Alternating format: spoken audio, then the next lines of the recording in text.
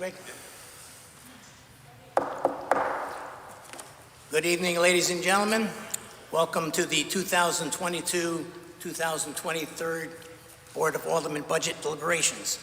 Today is Wednesday, April 6, 2022, and we are beginning the department presentation portion of the 2022-2023 Aldermanic budget process. Will everyone please stand as we pledge allegiance to the flag. I pledge allegiance to the flag of the United States of America, and to the republic for which it stands, one nation, under God, indivisible, with liberty and justice for all.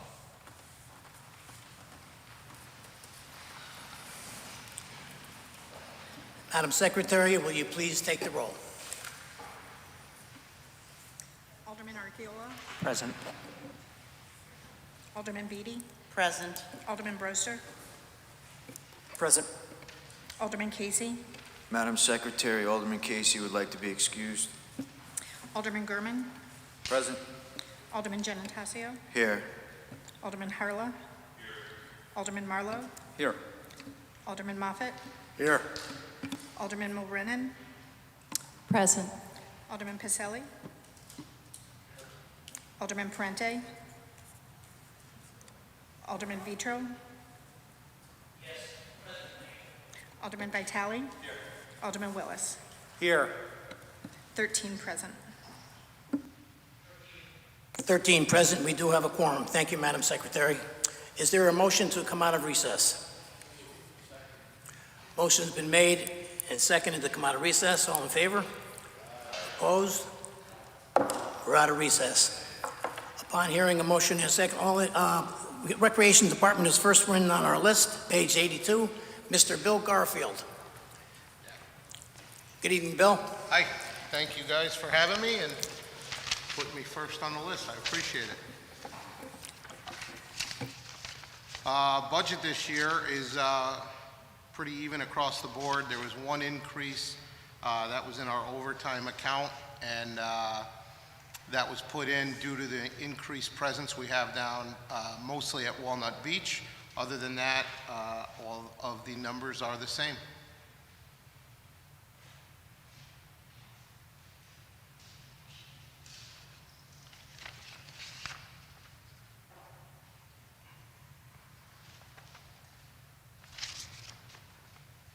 Does anybody have any questions for Mr. Garfield for the Recreation Department? Alderman Harlow.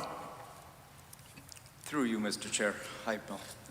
Just a question. I was looking at, what was requested for the seasonal temporary and the fees paid officials, and I saw that went down somewhat. Is there, do you anticipate any difference there? Mr. Chairman, one of the reasons why that went down significantly, or actually just stayed the same as last year, we are expecting additional costs for seasonal temporaries because of a variety of things, including the increase in the minimum wage, which all of these employees of the city, these seasonal temporary employees, are maybe 95 to 99% are minimum wage employees that are impacted by the increase. And we have more of them now than ever before. We have enhanced summer programs. We have additional folks at the beaches. However, we stayed the same because even though these additional costs were part of this year's expenditures, we do have ARPA money that we're going to use to offset some of it. So there is a line item through ARPA that the working group approved last summer as soon as we got this ARPA money, so that some of that funding could be offset specifically to enhance summer activities for last summer and this coming summer. That's one of the things that the Treasury Department requested that these funds be used for, is to enhance youth activities in the summer to get kids out playing and out and about.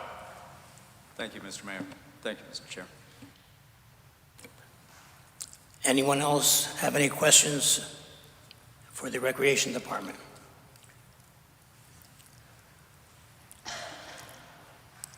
Well, we had quite a showing the other night about this famous pickleball playing that's going on at the Eisenhower Park. I'm very impressed about how many people we actually got going there. I don't really understand the issue. I was hoping that you could just give us a quick rundown as to what their problem really is. Yep, pickleball is all the rage. Basically, they're hoping for more court time and more exclusive court time. We, the Recreation Department, are trying to keep as much of that open to the residents of Melford, and through our permit system that has been in place for years for more recreation play. So there seems to be a little bit of a tug of war as to what's fair and equitable in their eyes. We've given them for the 8 courts there and left 4 open for recreation play on a day-to-day basis. That's the very short of it. I appreciate that, Mr. Garfield. Anyone else have any more questions? Alderman Vitale. Thank you, Mr. Chair, through you. Thank you, Bill, for having a successful year and so forth. We had a good turnout the other night with the pickleball court issue. Now, you guys had a commission meeting tonight, didn't you? We did. Were the same people there? Probably most all of them, All yes. of them? And you Yes. got through the meeting? We made it, yes.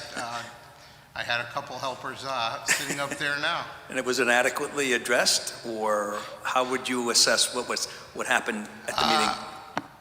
I don't know that there'll ever be perfect resolve, but we're working our way through it, and we listened to some very passionate people with very nice presentations that were,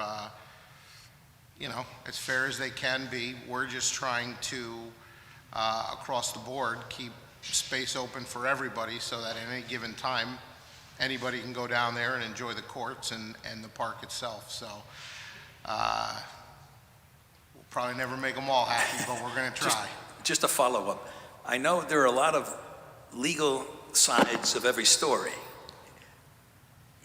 Are we within our rights to say we could restrict as much as we wish to residents as opposed to non-residents on any of these activities? If there's a charge or no charge?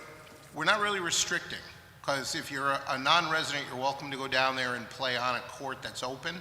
What we have is a permit system for Milford residents, and the association itself, the nominal fee that we had was just to get a little more organized and give kind of round-robin play through that.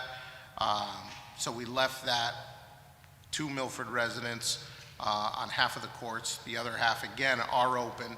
So if there is somebody passing through or coming down from Orange or wherever, there is open space. So as I understand it, you don't need a permit to play. You can go if the court is open. If a court's open, you can play anytime. But you might have a permit for that particular hour that I'm there, so you kick me off. Correct.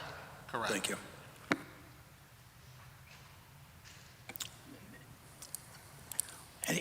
Alderman Bruiser.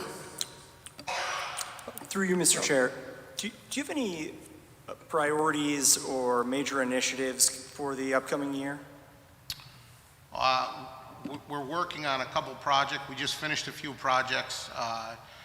Next on the list is a lighting project at the Fowler basketball courts, and we've started to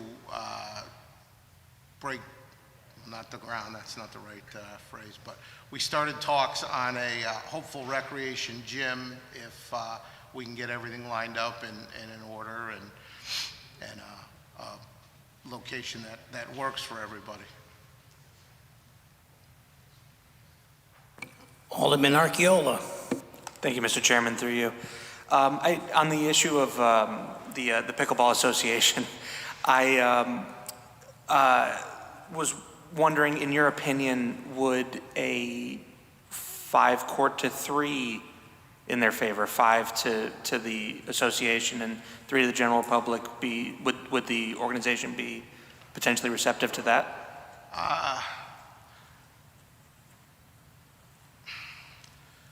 Maybe.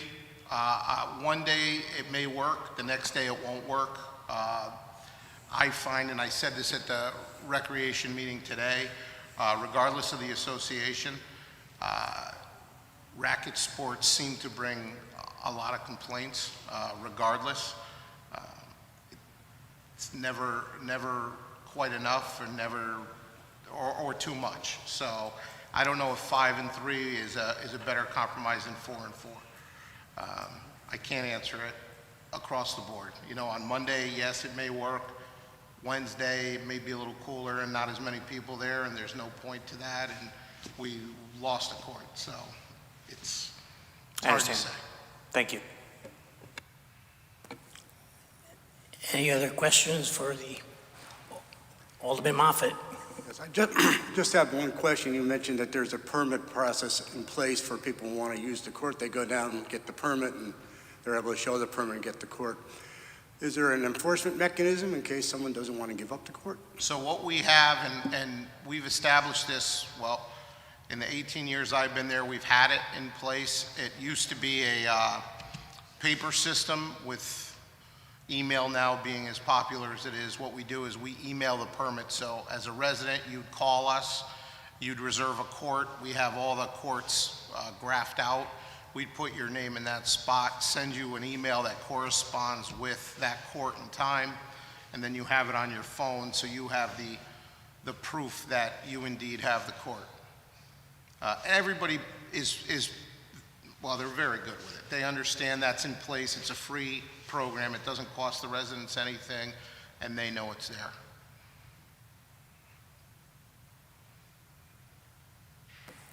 Any more questions for the Recreation Department? Seeing none, thank you very much, Mr. Garfield. Thank you, everyone. Thank Have a you good for night. the great work you do for the city of Melford. Thank you. Next up is the Community Development.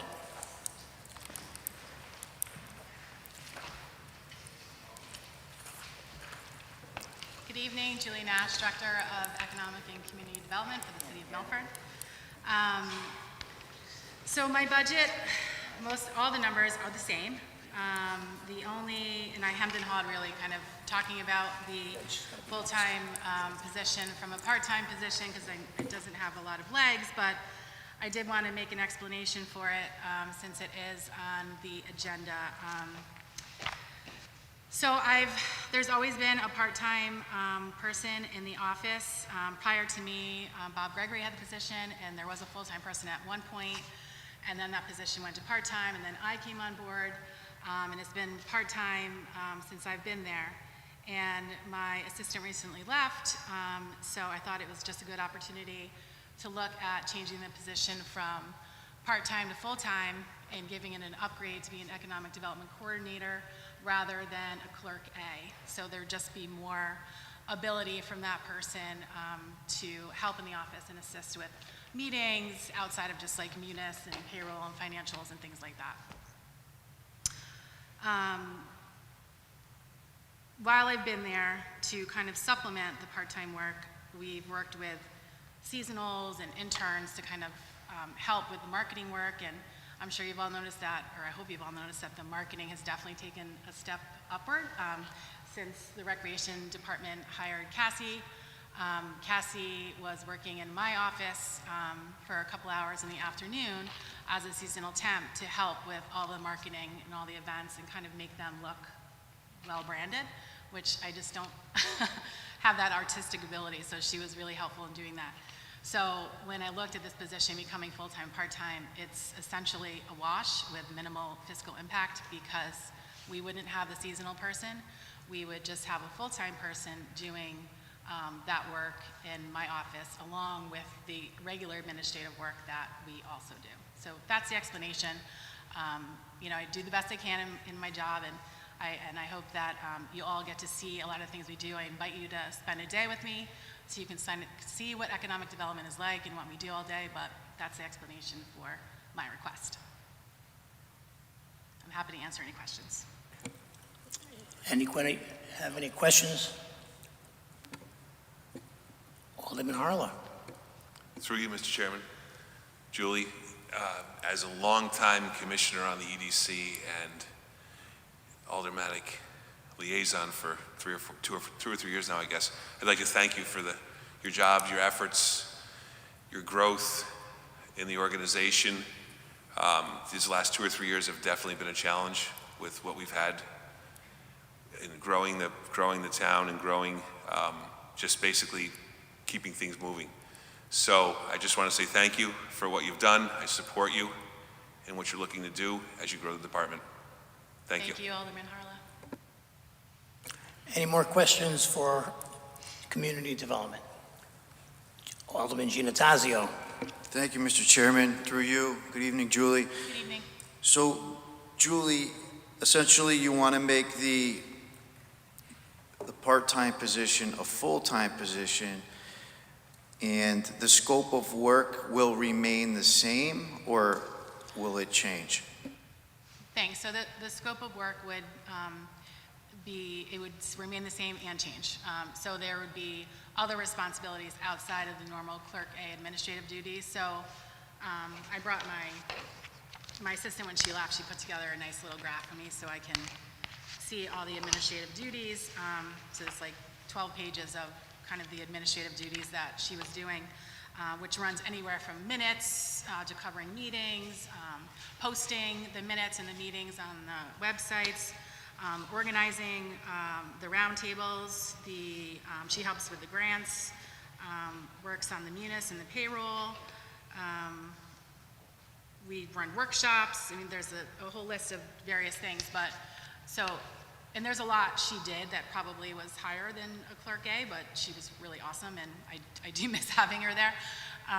But so this person would also be able to assist me in going to meetings. So I'm lucky enough to serve on the Connecticut Economic Development Association. I serve on the Connecticut Convention and Sports Bureau. I work with DECD. I'm in Hartford quite a bit. So when I do miss meetings locally, it would be nice to have somebody to go to those meetings for me, which I just don't have anybody to do that at this point. But it's important for us to have, a face not only on the local level, but a face also on the state level. So this person would kind of just supplement a lot of the work that I'm doing, and a lot of the marketing work too, which is a specialty. So, it's probably a unicorn, but this person would have a lot more duties than just the administrative stuff. I mean, it's a great job. It's a lot of fun. We're always coming up with new things to do, and it's a constant growth and learning. So for anybody to come on this position, it would be an amazing position. And again, I know that from a budget standpoint, it's really looking at the fiscal impact, and this would be a tremendous benefit to the city with barely an impact, because the person that is serving in this role now serves in this role with full-time benefits anyway, so that's not being affected at all. So, sorry, that was a long answer to your question. Well, thank you. I appreciate all the information. So, would you be able to forward us the job description? Sure. So we can review it? Mm-hmm. And apparently this request was denied. Correct. Okay. And to your point that you made, the benefit package was included for the part-time Clerk A? That's correct. Okay, so that wouldn't change whether the position went full-time? That's correct. Okay. Thank you, Julie. Thank you. Any more questions for community development? Alderman Rozier. Thank you, through you, Mr. Chair. Julie, can you talk a little bit about what some of the major initiatives the department might have coming up? Thank you for asking that. Yeah, so that's also important to talk about, because we do have a really great opportunity right now to look post-COVID, and we are working through a real estate audit right now to take a deep dive into the commercial spaces in the city of Melford to see who's in there, what's going on, do they have a lease. We get so many people coming in and asking us, where can I go? And probably one of the most difficult parts of my job is real estate, because there's somebody who does this for a living. So when I call free, they say, although I get paid, but I call and try and work and find property for people. It's difficult, because the commercial brokers, they want to do that themselves. They really don't want to help me. So this will be a way for me to have this information, also share it with the realtors. I got this idea from Paul Grimmer, who is my counterpart in the Orange Economic Development. He left several years ago, and I think he's in Shelton now. But I just thought it was such a great tool, and the commercial realtors also thought it was a great tool. So we're working on doing that. That's a lot of work. It's going to take like 9 months to do it. The other item that we're going to be working on is the post-COVID economic development strategic plan. And we want to take a look at what paths we have going forward, because as everybody knows, everything has changed. Everything we thought we knew 2 years ago is completely different than what we know now. And we really want to, again, take another deep dive and look and see how are we going to go forward? How are we going to work with office space that's empty? How are we going to work with the work from homes and hybrids? What are we going to do with businesses that need to pivot still from being bricks and mortars to totally digital, which saves so many businesses, specifically our downtown. A lot of them survived simply because they were able to do that. We also have the small business grants coming up that we're working on when that's going to be going through the Arbor funding. And there's a lot going on. And again, spend a day with me. I kind of like have my to-do list here so you can just get an idea of the things that we do. But day to day is different. I mean, yesterday we were in a meeting with the Small Business Association, then we had a meeting with a new startup, and making connections is probably one of the biggest things that we do. We met with the Connecticut Food Association and a new startup in Melford to make sure that they're accessing all the grocers in the state. And it's super interesting, it's a lot of fun, but it's any minute of the day could be working on the new housing strategic plan to, you know, there's a new gym in town, or, I mean, it's runs the gamut. So there's not a day that is slow. I do make up a lot of my work. It's not like someone sits and tells me what to do, but, you know, it's important for me. I love this job. I love this city, to make sure that what I do is impactful, and the money and the dollars that you spend on me is really impacting the city, and I hope it does. I think it does.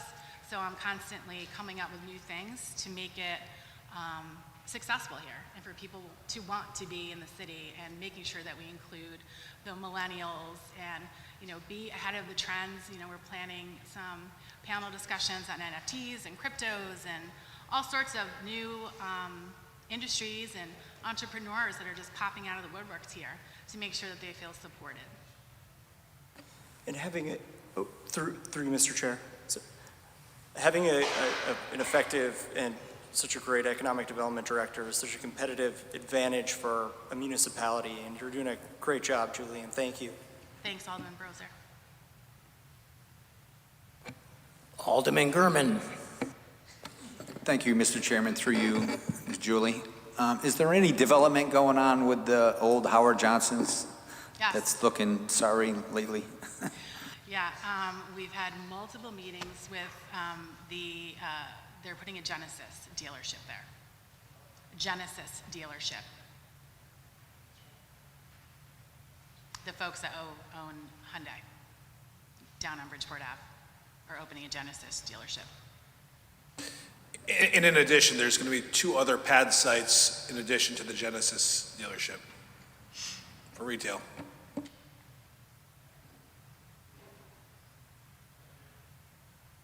Alderman Vitale. Thank you, Mr. Chair, through you. Hi, Julie. Thank you again for everything you're doing. And just as a reminder as to what's going where and what's happening, I see that the old M&M is slowly coming to fruition, I think. I would probably not be the best to talk on that. Yes, it is moving, but Joe and his team are really, from the building department, working with them and getting them up to speed.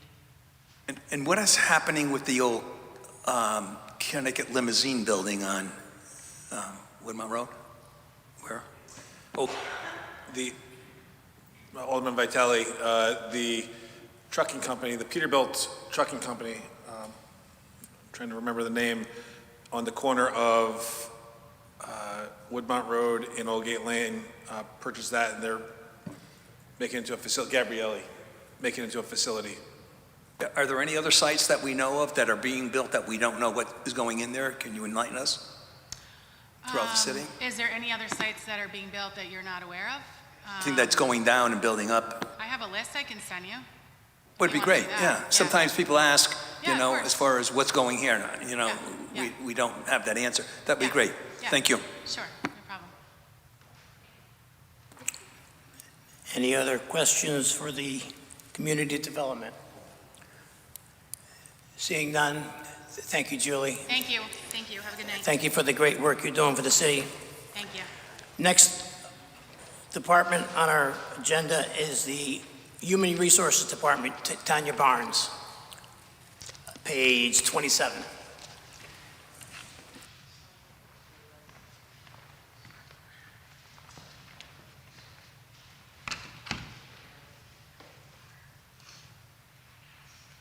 Good evening, everyone. I apologize, I'm a little bit under the weather. As you all know, I'm Tanya Barnes. I'm the Human Resources Director for the city. Overall, my budget is flat this year. There were 2 line items in which I asked for increase, totaling $1,000. The first line is under other medical and professional fees, which I asked to increase by $500. And the other line is testing and evaluation that I also requested a $500 increase.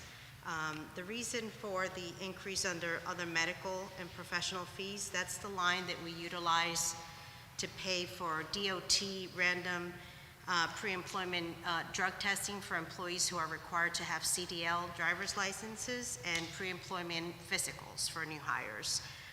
We changed vendors and the cost increased a little bit, so that's just to cover that difference. And the testing and evaluation, the software company that provides the testing software that we utilize for clerical testing, pre-employment testing under civil service, the cost increase, but there was an additional added benefit that now it has a training platform that we will be rolling out to employees that will be able to acquire training on skills like Access, Excel, and other software. So that's all I have. Thank you.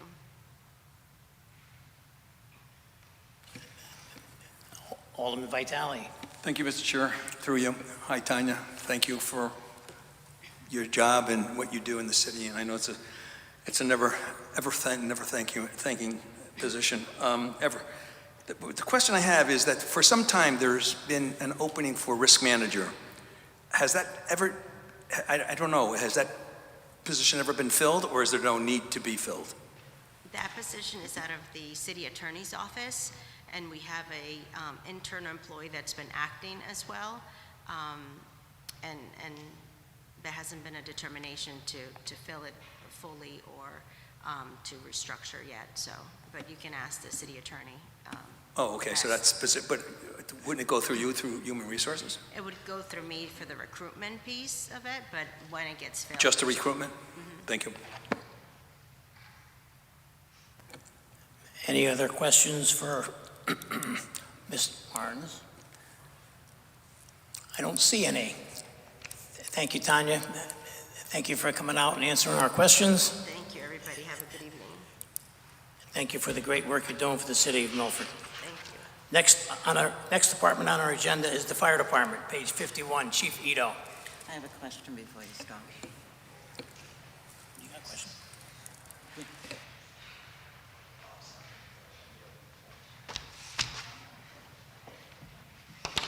Hi, everybody. Good to see you all. And the new faces. Hi, I'm Chief Ito, Melford Fire. And I have with me tonight a newly appointed Assistant Chief, Chris Wicks Norris. How you doing? And just kind of mentoring them along. We've done that with all our assistant chiefs. So the budget this year is pretty close to flat budget, as you know, as instructed, and we try to keep it that way each year. There's some small gains in the wage accounts, which are contractual and that. So overall, the budget this year seems fine, although I do, before you ask any question, if you don't mind, I found a mistake. Can I bring that up first, or you want to do some questions?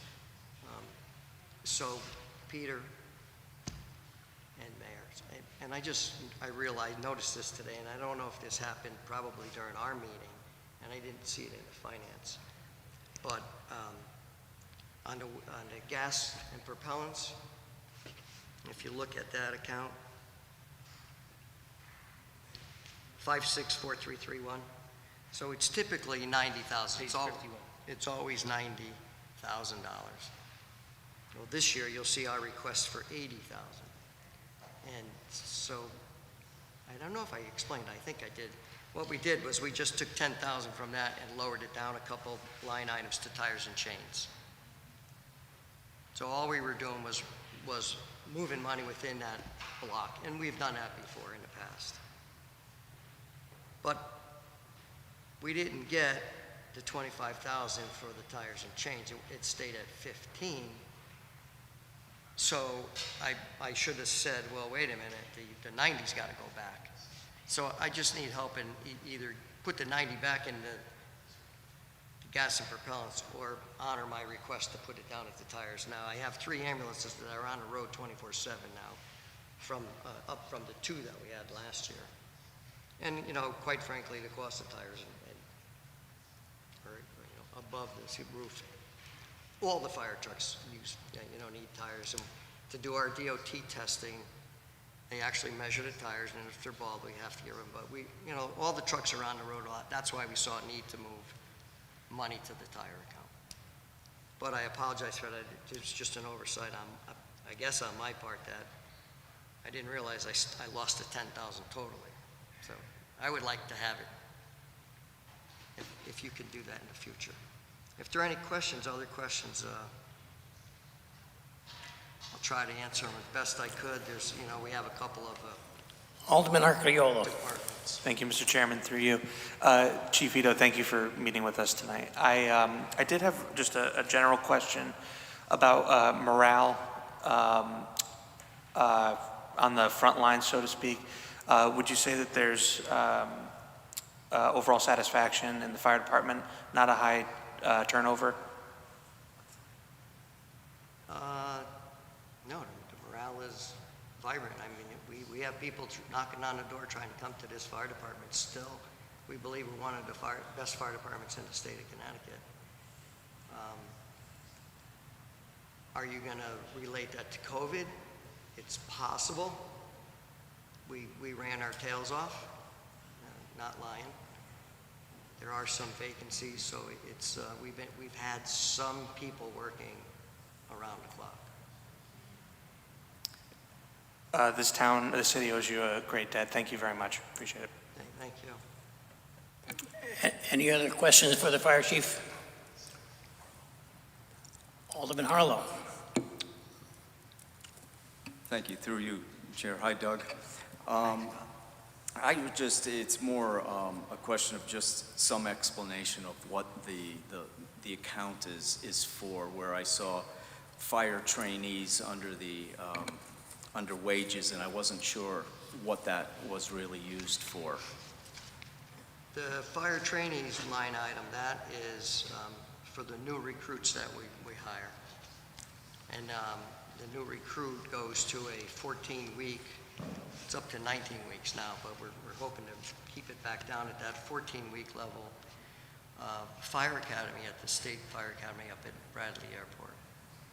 And Okay, thank you. the vacancies, like I said, the vacancies that we have currently, I'm going to say, I said 17, there's 18 because one of our battalion chiefs retired this week. But, so there's 18, but at the academy currently, there are 8 brand new firefighters up there. And it's at a cost of $6,500 each, just for the academy.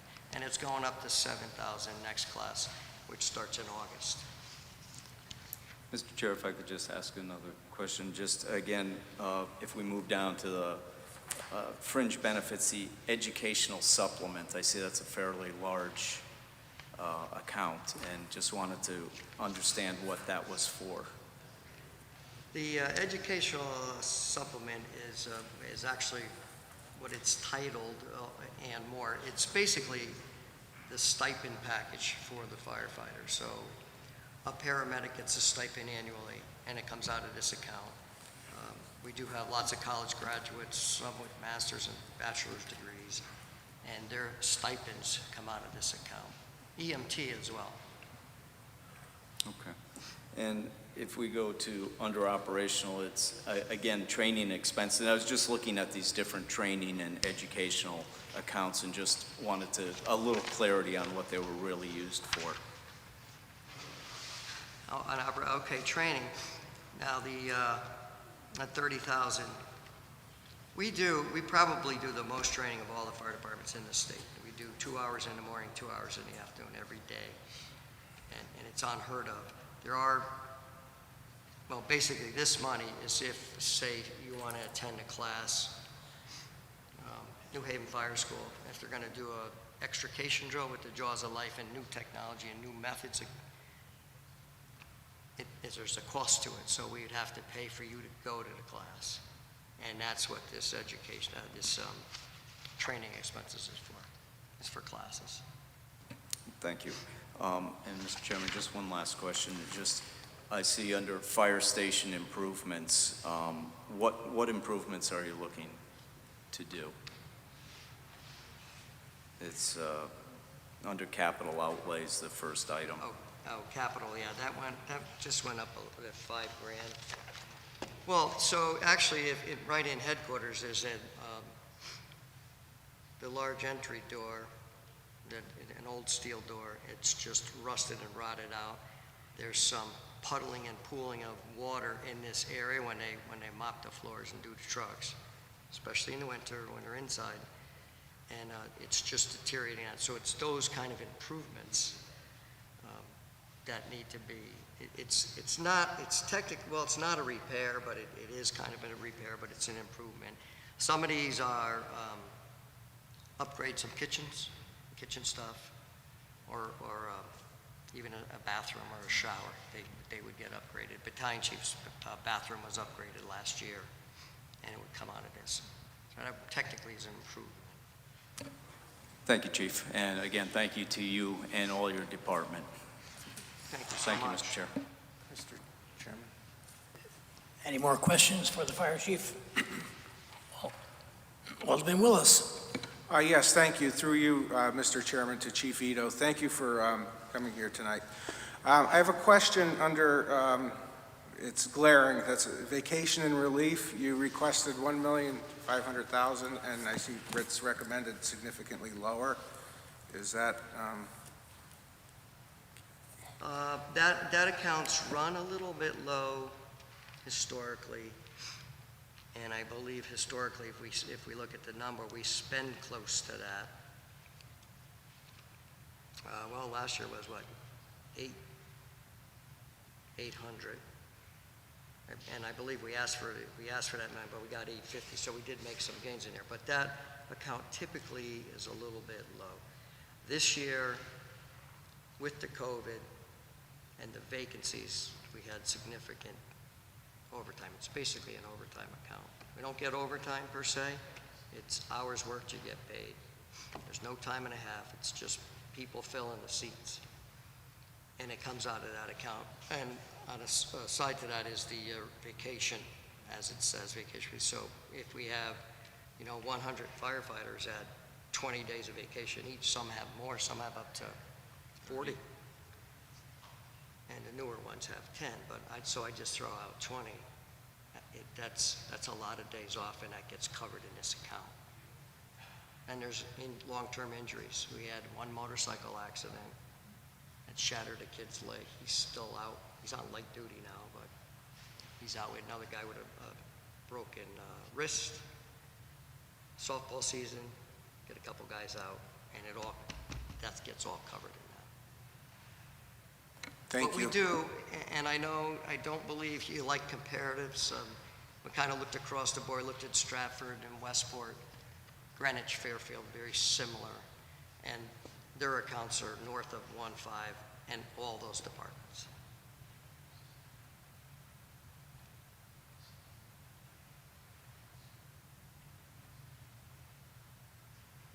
Thank you. Any other questions for the fire chief?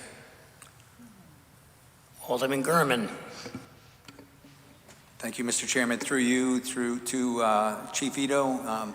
Again, thank you for all your fine work you do for the city. Can you just elaborate on the vacancies? Again, how many are there? You're filling some.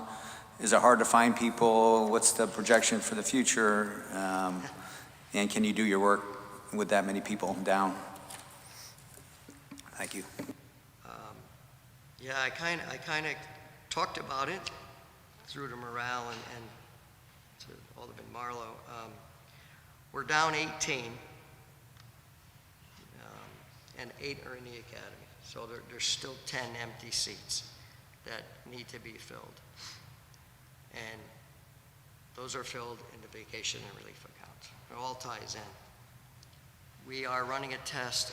The announcements just went out this week. We're running a test for recruits, and that test will be in May with the hopes that we can get the 10 vacancies. I get 10 firefighters to the academy on August 30th. So we've got to try and get that going. And once I get these numbers back up, the overtime and the vacation relief numbers should go down. Having said that, this July, I'm looking at maybe 2 more firefighters that are going to retire. So I'll be back to 12, by the summer. Unless, like I said, when this test, if we get that test done in May and, the interview process and we can vet the next 10. And hopefully we have a list of a few more applicants on it, then we could continue hiring off of that list. And it all ties in. Is the numbers still, they used to be like a big waiting list to get on, or is it tough finding applicants nowadays?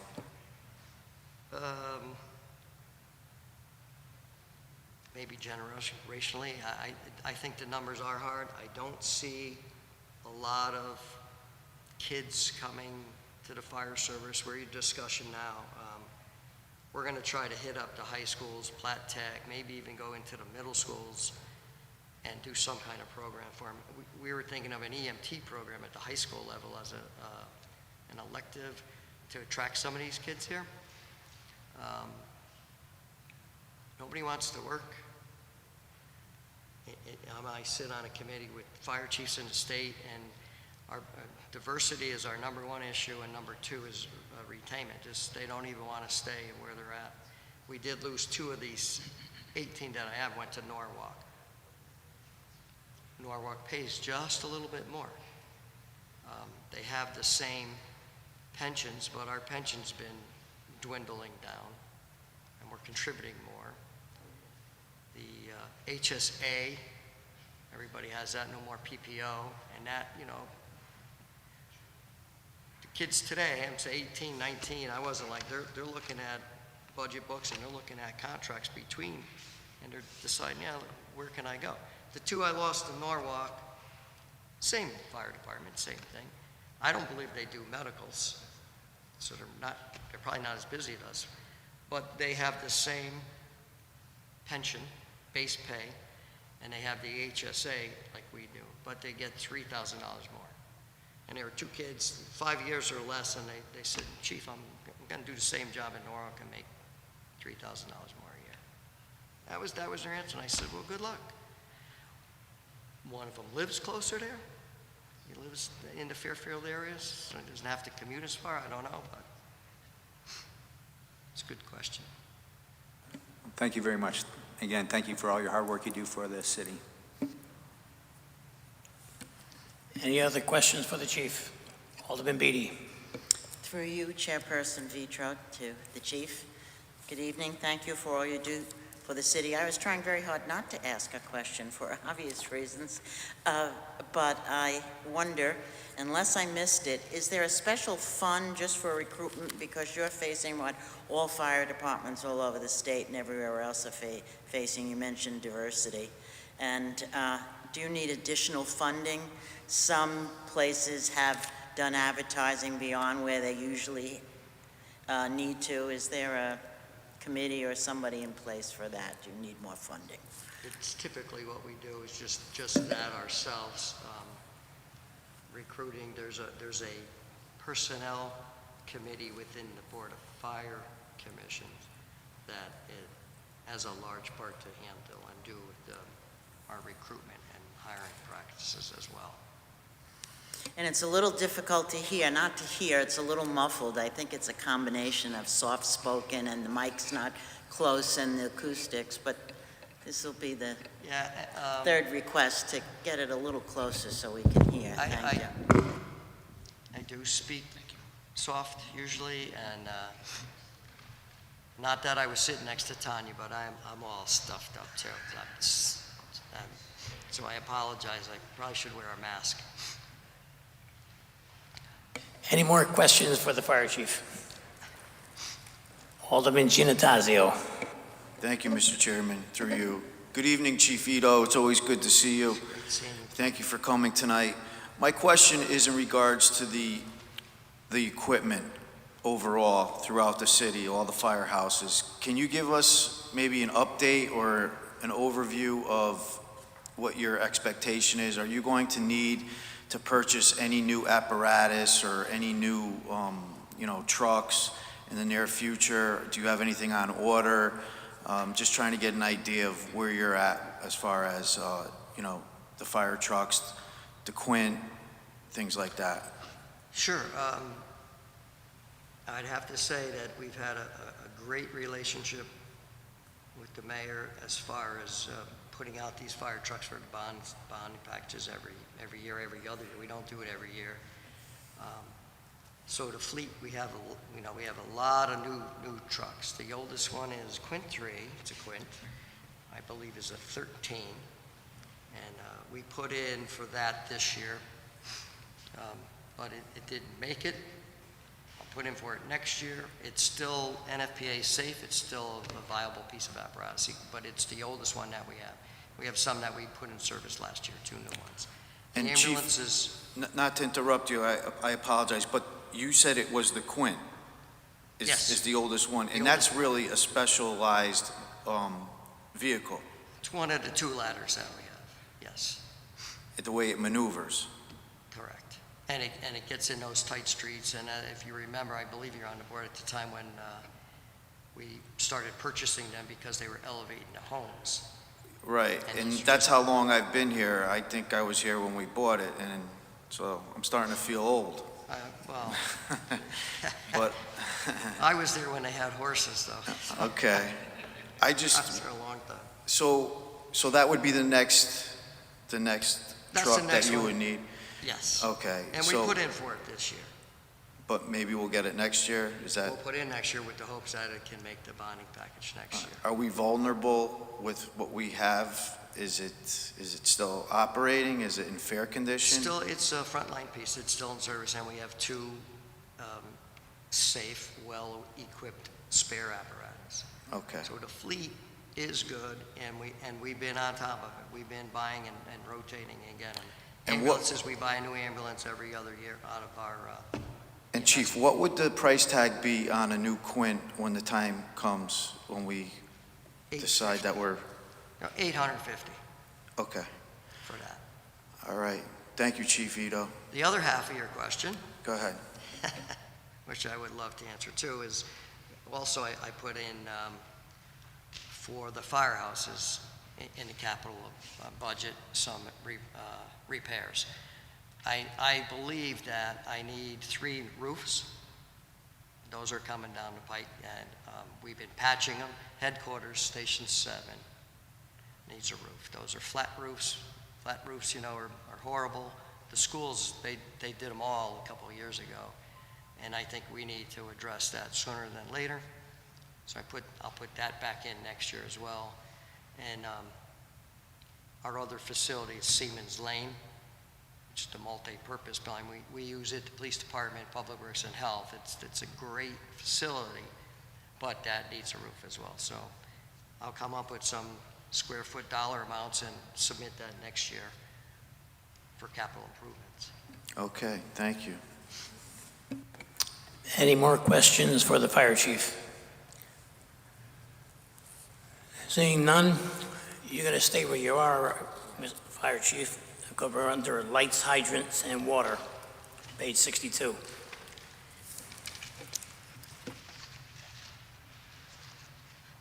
So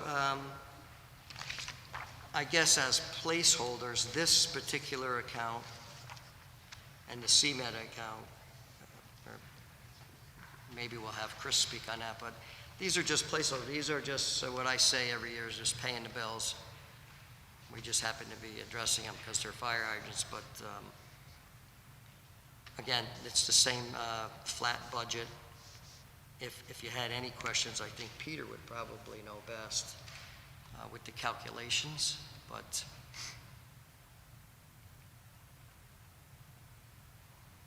it's paying the bills.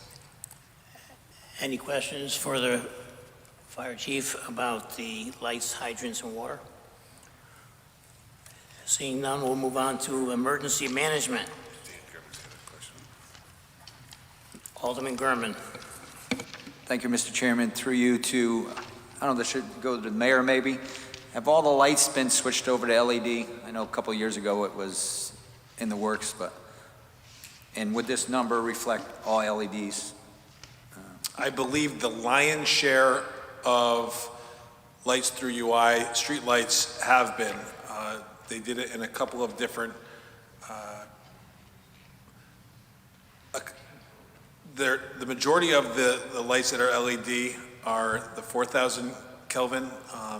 There are a few in some commercial areas that are the 3,000 Kelvin or vice versa, but I believe that almost all of them, if not all of them, have been transitioned over, so yes. And the number that's before you reflects the best estimate for that cost. Thank you. The next department would be the emergency management, page 58.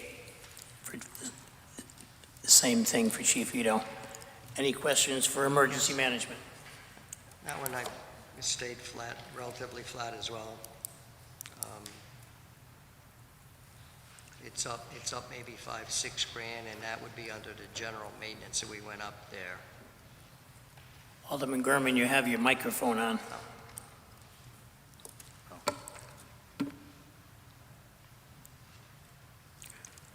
And that general maintenance is on the Siemens Lane building.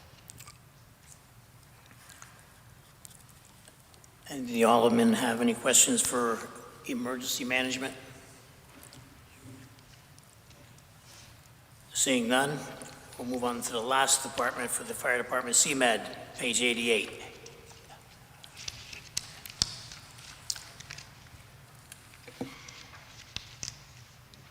CMed is Coordinated Medical Emergency Dispatch. If you have any questions, you can speak to Chief Wake Norris. He's been in EMS since day one. But if, people ask, what's that stand for? Coordinated Medical Emergency Dispatch.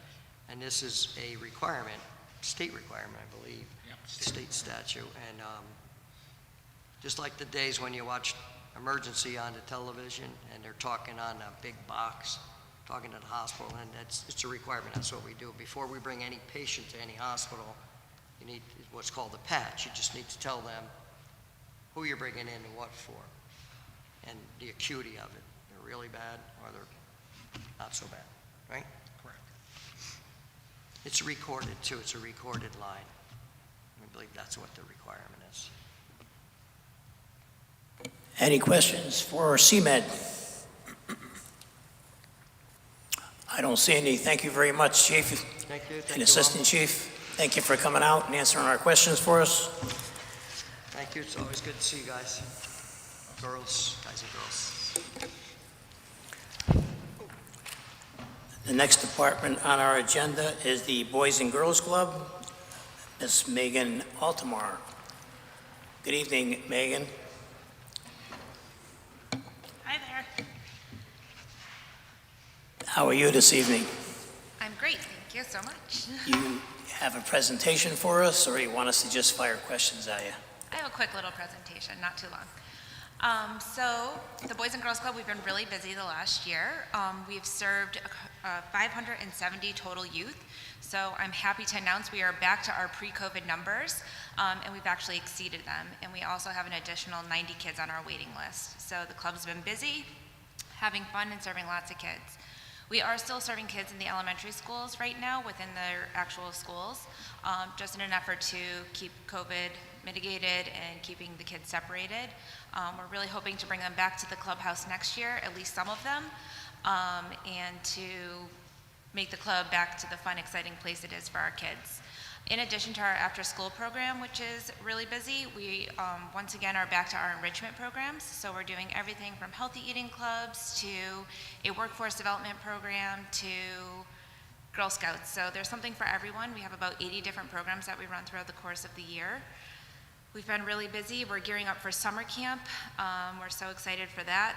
It's going to be about 7 weeks, and we're going to hopefully have over 200 kids this summer. So the club's been up to a lot. We have big plans for the future and hopefully can serve more kids.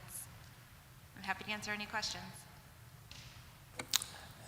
Thank you, Megan. Anybody have any questions for the Boys and Girls Club? Alderman Gurman. Thank you, Mr. Chairman. Through you to Meg.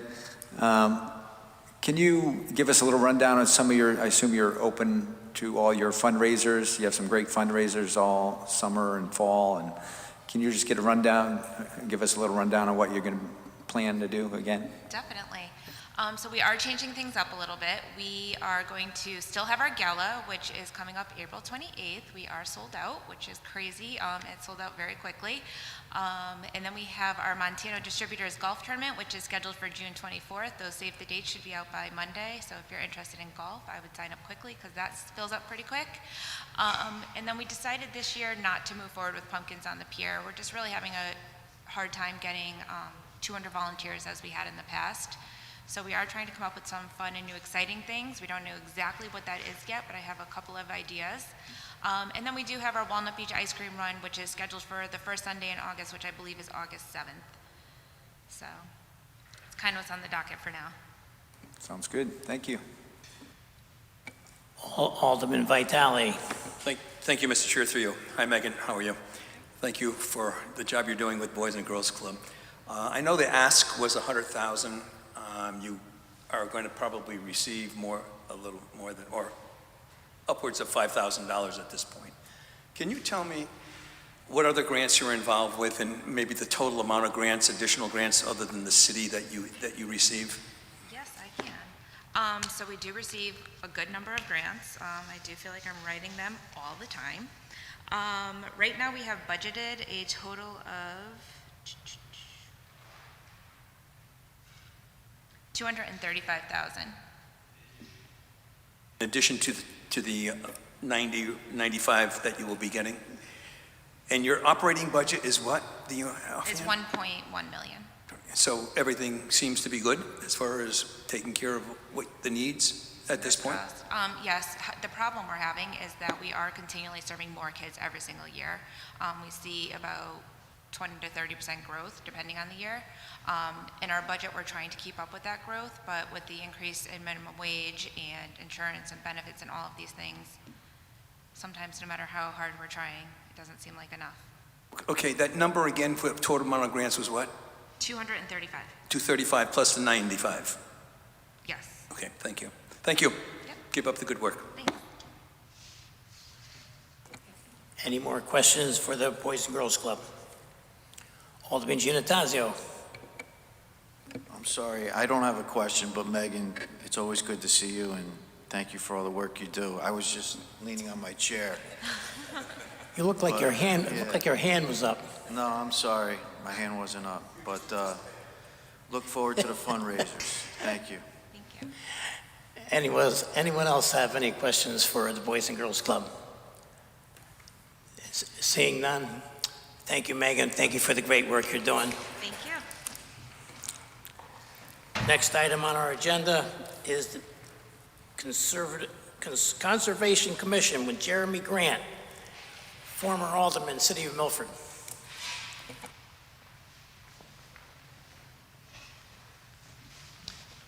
Good evening, Jeremy. Good evening, everyone. Thank you for having me. You have a presentation for us, or you just want us to ask questions?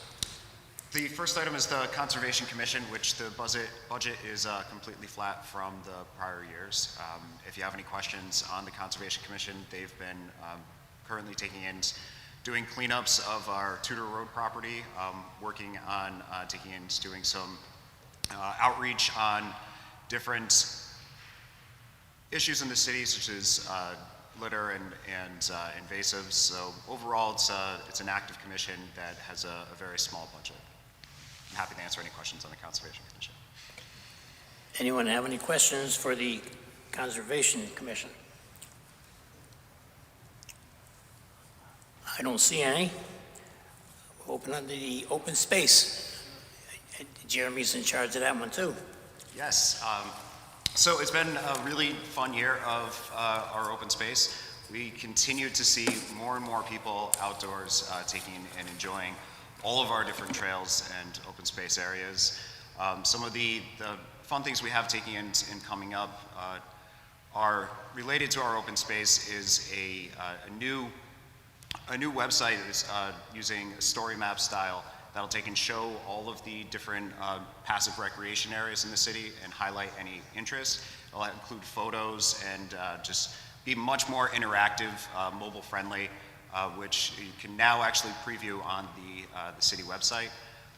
We have a great event coming up for the second year in a row. I'm really proud of the Earth Day, Arbor Day tree giveaway, where for the second year in a row, we will be giving away 500 free trees to the residents of Melford to plant in their yard. The really exciting thing about these are that they're not just small seedlings. These are averaging about 5 feet tall to start. So they're substantial trees that I've been hearing since our first year, all of the positive stories of people really enjoying seeing them grow with their family throughout the year. And all of the trees right now have been pre-registered, but it's about 80% of the people are new this year. So we're continuing taking and getting more trees planted in the private areas in people's yards, which is incredibly important because, I mean, the majority of the city is privately owned. I mean, Connecticut as a whole has about 94% of it is private land. So those are the areas we really need to take and make sure that we're planting trees and adding to our tree canopy. I'm happy to answer any questions that you may have. Alderman Marlowe. Good evening, Jeremy. Through you, Mr. Chair, to Jeremy. I know as part of what your responsibilities are, you're looking to identify new open space in Milford, and have you done that? And are you looking at new spaces to that the city may purchase and keep as open space? And yeah, that's always something that we do want to take in to accomplish, and that's not just through my department. I know the mayor does that as well, along with our concerned citizens of the city. I did come before the board this prior year to acquire and preserve 5 different parcels off Northmore, which did take and lead to a very nice protected area in the city. If anyone takes and can identify land for sale that we would be able to take in, purchase, or if people would like to donate, we can do that through to the city or with the Milford Land Conservation Trust as well, who did actually just acquire a new parcel and preserve it. thank you. Just a follow-up question. Jeremy, do you know about how many acres of open space do we have in Milford? Yeah, we have about 3,200 acres of open space spread between about 657 or so different parcels. Some of them are incredibly small, being 0.01 acre, up to the 300 acre Eisenhower Solomon Woods areas. Thank you, Mr. Chair. Thank you, Jeremy. Any more questions for open space? Alderman Gurman. Thank you, Mr. Chairman. Through you to Jeremy. Good to see you. Can you just expand on the tree giveaway? Is that full now, or is there still trees available? And where can they, like you said, plant them on their own property, or is there options? Yeah, the registration opened a few weeks ago, and there was tremendous interest from the residents, so all of the trees have been reserved. I am taking and working on a wait list in case that there are some trees that aren't picked up, or if someone chooses that they don't want to take in and plant the tree. That did work for me last year, where I was able to take and get the majority of people that reached out after it closed a tree, and I dropped it off at their house to plant. So they're all native trees, multiple trees that are good for pollinators, which is important in the city right now. And if anyone has any questions on it or wants to know about future giveaways, they could always contact me anytime. It's nice to see trees going in the ground instead of being chopped down. There's way too many big mature trees being chopped down in Melford, I think, but thank you. Any more space? Alderman Giannattasio. Thank you, Mr. Chairman, through you. Good evening, Jeremy. It's good to have you back in City Hall. I just wanted to ask you, in regards to what came before this board most recently, there was open space that was conveyed over to the city in Morningside, in the Morningside community. Are you familiar with that parcel? Yes. Is there any plans for that, or has it been maintained, or anything up to date on it, or is it just something that we acquired and it's kind of as is? It was my recommendation for the city acquiring that parcel was to leave it as just natural and as is.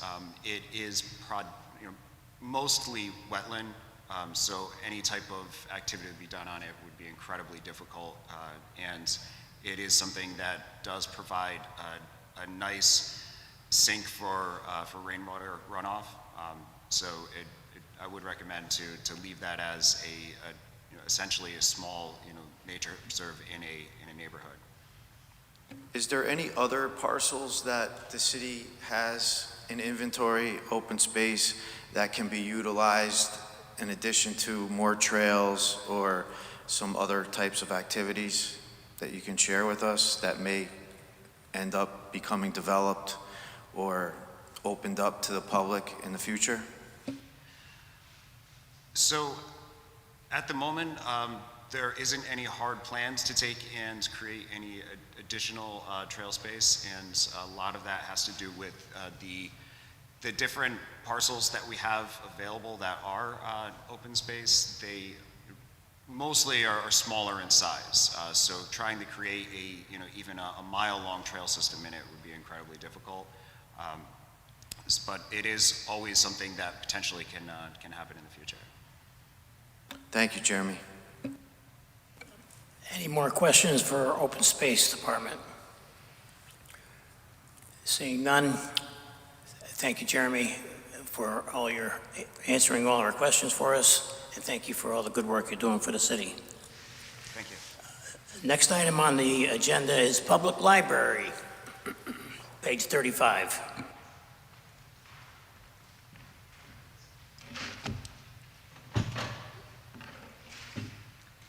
Good evening, everybody. I am Chris Angeli. I am the director of the Public Library, and I just want to say it's a pleasure to be back in person. I'm not a Zoom person, so I'm glad to be here. I'm happy to report that things are going very well at the library. We are back to our pre-pandemic numbers as far as usage goes, in every regard except for our programming. Our circulation statistics, we circulate well over 200,000 items a year. We've got over 20,000 registered Melford card holders, and we just started introducing in-person programming a few months ago, so those numbers are also starting to climb back up. So I'm thrilled to report that. It is a great new vibe back at the library after the pandemic restrictions. As far as the budget goes, it is pretty much a flat budget. There are two areas where I did ask for increases. One is in our electronic media account. As you could probably imagine, much of our content is going digital now. We saw a huge increase in our downloadable ebooks, audiobooks, and downloadable magazines over the pandemic, and we continue to add to those collections. Over the last 2 months, we have also added a streaming video service that has proven quite popular with our users just in the 2 months that we've had it. The other category that I've asked for an increase in is in our seasonal temp account. As other of my colleagues have reiterated, we rely heavily on our seasonal temp employees. We have 10 seasonal temp employees who serve on our public desks. We have 3 public service desks in the library that are manned for the just about 50 hours a week that we are open. Those employees do everything from computer assistance to reference questions to managing circulations and inventory of our materials, and we couldn't do it without them. They have not had a raise in just about 10 years, and quite honestly, as we were losing employees over the pandemic and rehiring, we had a really tough time doing so and keeping people. So we would really like to make their wages just a little bit more competitive. The Connecticut Library Association had done a benchmarking report over the pandemic on the pay of different library personnel, and the part-time library clerks, we were below our regional hourly rate as well as the statewide hourly rate. So for those employees, we would just like to get it bumped up a little bit there, and the small increase in that budget would allow me to do so. Not increasing the number of staff, not increasing their hours, just really giving them a boost in gratitude for all that they do to support us. Those are really the 2 big accounts. I don't want to forget to mention, and as I mention every year, my gratitude for the support that we get from our friends of the Melford Library. As you will see, there are no programming funds listed in the request that I put before you. All of that is provided by the volunteer efforts and fundraising of our friends of the library, who do a phenomenal job for us. They pay for our programs, and they pay for some services such as our museum pass reservation system, our museum passes, and our movie licenses. So I just do not want to be negligent in reporting that publicly and giving my gratitude to them. I'm happy to answer any questions that you might have on the budget. Alderman Vitale. Thank you, Mr. Chair, through you. Hi, Chris. Hi. Thank you for running an excellent library. Just looking at the capital outlay microfilm. Yes. Your ask was $21,000. It was cut to $1,700. My question is, we're still dealing with microfilm? Let me explain that. I knew that one would. Yes, we are. I knew that would come up as a question. So in my initial request, I had budgeted and made adjustments in the budget for a one-time microfilm digitization project, which was to digitize the old Milford Mirror and Milford Citizen microfilm that we still have. Digitizing it would make it available to remote users, it would make it searchable by things like keyword, and obviously it would make it not break down based on the material. After I met with Mayor Blake, the suggestion was made that that would be covered by ARPA funds, so I did submit that project into the ARPA committee and then asked for an adjustment to the budget. Will that take care of all of the you need to do from going from microfilm to digital? Will that take care of everything now? Or will we see it again in the budget next year, for instance? No, that would be a one-time cost to digitize all of our microfilm that we currently have, and then we budget it in the microfilm as it comes up, which we can definitely accommodate in our budget. Thank you. You're welcome. Alderman Marlowe. Thank you, Mr. Chair. Hi, Chris. Again, as Ray had said, thank you for the work that you do. And I did want to just take a second to tell you what a great board that you have, the library board. I have the opportunity to serve as the liaison to that board, and it's quite a dedicated board for sure. But I did have a question about the computers and just seeing, I know there's a lot of changes that are being made and stuff, and does the computer account cover what what is needed? Yes, that's a good question. Thank you. Although we are a city department, much of our computer support and network support is handled by our library consortium. While staff computers are supplied by the city, as they are to all the other city departments, we also provide computer use for the public. We have laptops that we use for training sessions. for different types of computer training. We have laptops that we keep for presenters. So that small computer budget line item does cover those kind of incidentals, and mostly for our public-facing computer needs, not staff. Thank you, Chris. Thank you, Mr. Chair. Alderman Beatty. Through you, Chairperson Vitro. Hello, Chris. Thank you. And each year I go out of my way to say what a wonderful job I think you're doing and what a wonderful reputation the library has for the town and the service. And I haven't been on the board, so I haven't been privy to the inner workings. We spoke about 2 years ago, the same issue was about the seasonal temp workers. And in that discussion for budget, we talked about the impact that decreasing the seasonal workers, never mind the issues of wage and numbers, but decreasing that takes away from the full-time librarian staff who run programs. So if you're, and it didn't matter this pandemic year because you weren't running programs, et cetera. So you mentioned it again. Maybe we lost sight of it a little bit. Coming into this year, will that impinge on the programs you run for the full-time staff? And I know you have a wonderful children's program, and that pulls staff away so they're not at the service desk where you might have part-time employees could do that. Is that correct understanding of it? Yes, basically. All of the full-time staff in the library do public service hours. So the seasonal temp staff supplement that. Right.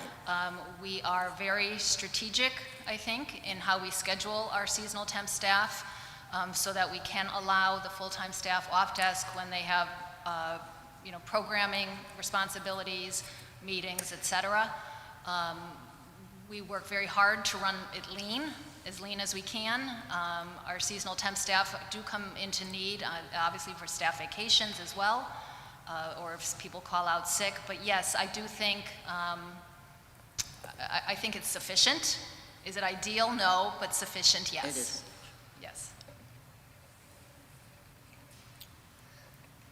Thank you. You're welcome. Alderman Archeolo. Thank you, Mr. Chairman, through you. Hi. I understand that in the past, the library has had volunteers come in to record books on tape or books on CD. And I'm wondering if you still get volunteers for that service, and if so, how frequently? That's an interesting question. That is actually not a Milford Public Library service. In our back area, we have 2 booths that are owned by the Connecticut State Library for the blind and physically handicapped. And it is their volunteers that come in and record books for the blind and physically handicapped. It's a wonderful service. Anybody that has any kind of visual impairment can sign up for it. They can choose and select any type of material, reading material, magazine, public service announcements to be recorded and sent to them directly at home, free of charge. They were quite active before the pandemic, and they are really just starting to come back now. They had a lot of concerns, health concerns, coming back into a public facility, but they have actually just been in the last few weeks, getting their booths ready to go and getting their volunteers lined up. But again, it's a service from the Connecticut State Library for the blind and physically handicapped. Thank you. I have several family members who volunteered for that in the past, including my grandmother. And I'm glad to see that it's still around, and I hope it comes back to its original vibrancy. Thank you. Thank you. Any more questions for the library department? I think we're all set, Chris. Okay, thank you very much for your time. Thank you for your presentation, and thank you for the great work you're doing for the city. Thank you. Next department on the agenda is the Borough of Woodmont, Mr. Ed Benessi. Good evening, Ed. Good evening, Mr. Chairman. It's good to see everybody. I see we've got a couple of new faces, so I'm going to bore some of you with the little story that I do, which is what the borough is and what the borough is not. The borough is not a beach association. The borough is a municipality within a municipality. There are 6 within the state of Connecticut that operate like this. There's actually only 4 active. I am the lowest paid employee in the city of Milford. I get paid $1 a year. I am pretty much a dotted line to Chris Saley, the mayor's office, and to this board. We provide all of the public works, snow plowing, salting, street paving, storm drains, catch basins, grounds maintenance for the 6-mile area within the confines of the borough. Some people think that we're crazy for continuing to do it. I do it with no employees. I have one main public works contractor, which is one person, Jimmy Malico, who when he decides to retire, I'm really going to be hard pressed to try to find someone that does such a good job. I have a couple of other contractors that we use. In addition to providing that, the borough has its own tax that we charge. I believe we're at 0.85 mils, and with that tax, we actually support the Woodmont branch library that the city decided to close in 1981, and my predecessor, Dick Austin, and the board back in those days decided to pick up the cost of that. So we've been running that as a volunteer library, and the board support, the borough supports that with borough funds. We also own a police car, which gets checked once a year by the Melford Police Department. We use off-duty Melford police officers through the police department, which augments police coverage during the summer months. I know the chief loves it because it doesn't cost anything out of his budget for us to provide that. And there have been years when we have provided over 50 assists outside of the borough, which is a considerable amount of time. When when the borough car leaves, it is supporting one of the police officers working out somewhere else in the city. Like I said, we also have the Borough Hall, which is a public hall. The City Board of Education uses that once a year for usually a few days during the summer for superintendent retreat. The Borough Hall is also used by the local Boy Scouts. A lot of other community organizations use the Borough Hall. And we're good partners. We like to keep Woodmont looking a little bit different than the rest of the city, and we do it very economically. Our budget request this year is a 0% increase. One of the other things we also do is we do get extra money in. We did receive COVID money. We are hoping that the COVID money is going to be able to cover the cost of repairing the Belmont Street drainage groin.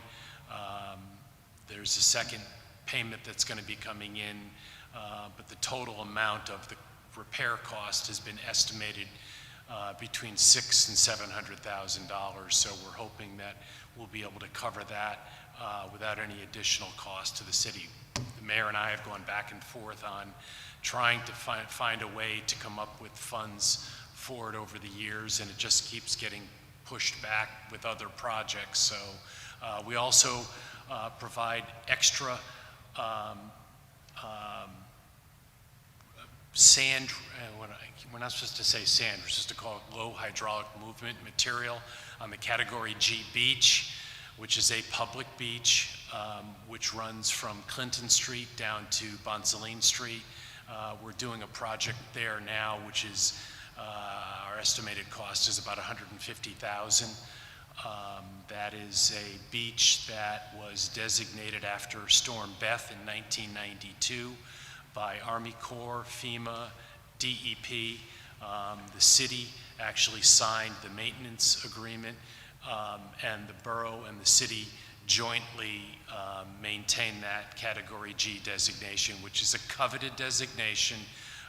Over the last 12 years or so, we had, I'm sure you're familiar with Irene and Sandy, and the Army Corps and FEMA came in because we were proving that we maintained those beaches, that beach area, during the course of the previous ensuing years. They came in and repaired both of those beaches back to original specifications. And that's all I have to say. I'd be happy to answer any questions that anybody has. Alderman Gurman. Thank you, Mr. Chairman. Ed, thank you for coming out.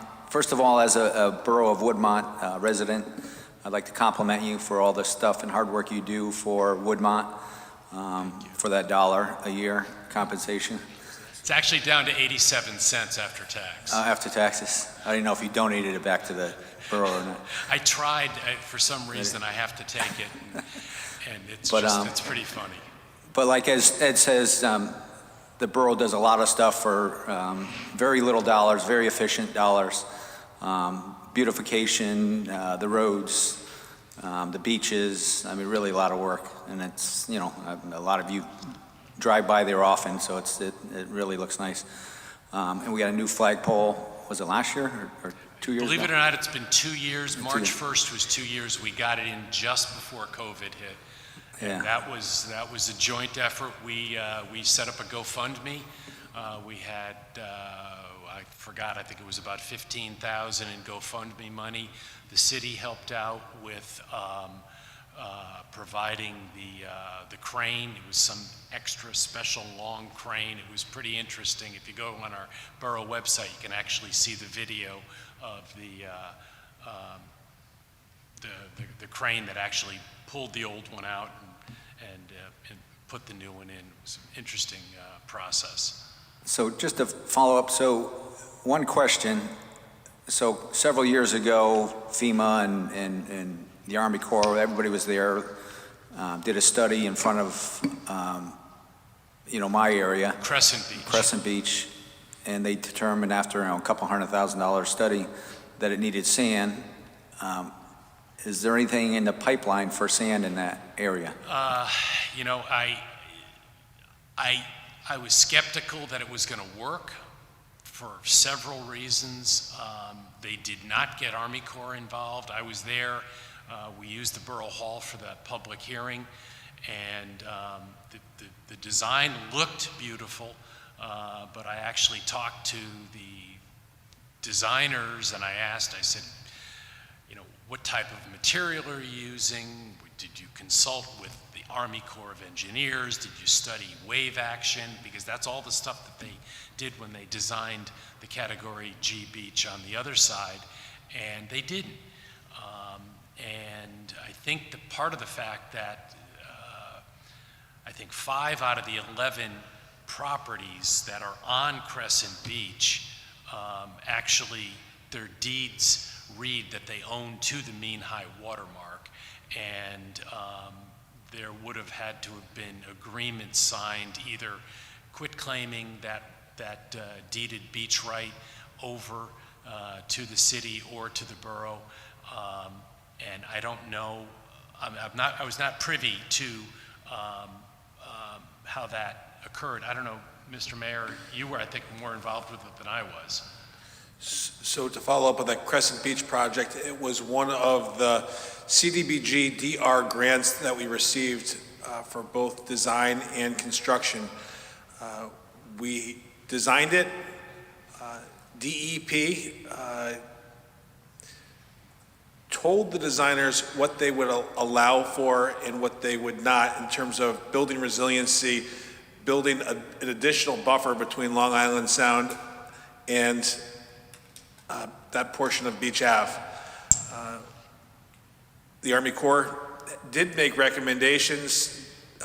Those were not really considered by the reviewing folks at the DEP who had the final say. So what was permitted, we are still making the determination whether the juice is worth the squeeze, because it is a lot of money and you don't get a lot of result. A lot of the experts that we've discussed this with maintain that after one medium-sized storm, everything that is put there will be washed away. And it won't have the lasting impact without a tremendous amount of annual maintenance. And also you'd have to get the buy-in of some of the adjacent property owners because there would be some type of relinquishing of property in order to make that happen. So we still have the design, it is permitted, but it may not be at the end of the day something that the borough, the homeowners, the city want to move forward with. I'm happy to provide you with a copy of the final design. Steve Johnson is the point person. You may want to ask him more about this particular project, just because he has really worked on this project since the inception and has worked with the state agencies and the federal agencies, and as well as a lot of the different neighbors. It's, you know, it's the old saying, adage, you can't fight Mother Nature, and it is something that Category G beach requires a lot of maintenance every year. And the material that went in there, I get grief every year from new residents or people that go down to the beach and say, oh, you call that a beach? It's rocks all over the beach. It's not supposed to be a beach. It's a flood and erosion control mitigation project. And the material they put down, they don't want sand down there. They want low hydraulic movement material. And the material is fairly large size gravel with almost like a clay. It sort of locks it in. And even with that, we get easterly migration on a regular basis, and we've got two large pieces of equipment right now grading everything down and moving everything back westerly, and they started yesterday. I don't know exactly how many tons of top dressing sand. We're only allowed to put top dressing sand on the top 50-foot berm of the project. And we actually used to get that we got it from Gateway in New Haven. We used to get that from Cape Cod, and now we're told that they're getting it from Jersey Shore now. Somebody was joking, saying, yeah, well, if you get it from Jersey Shore, you're going to find bits of teeth in the lead. Thank you. Any more questions for the Borough of Woodmont? Seeing none, thank you, Ed. Thank you very much. Thank you for your presentation. Thank you for answering all our questions. The next department up is the Law Department, Mr. John Bertram.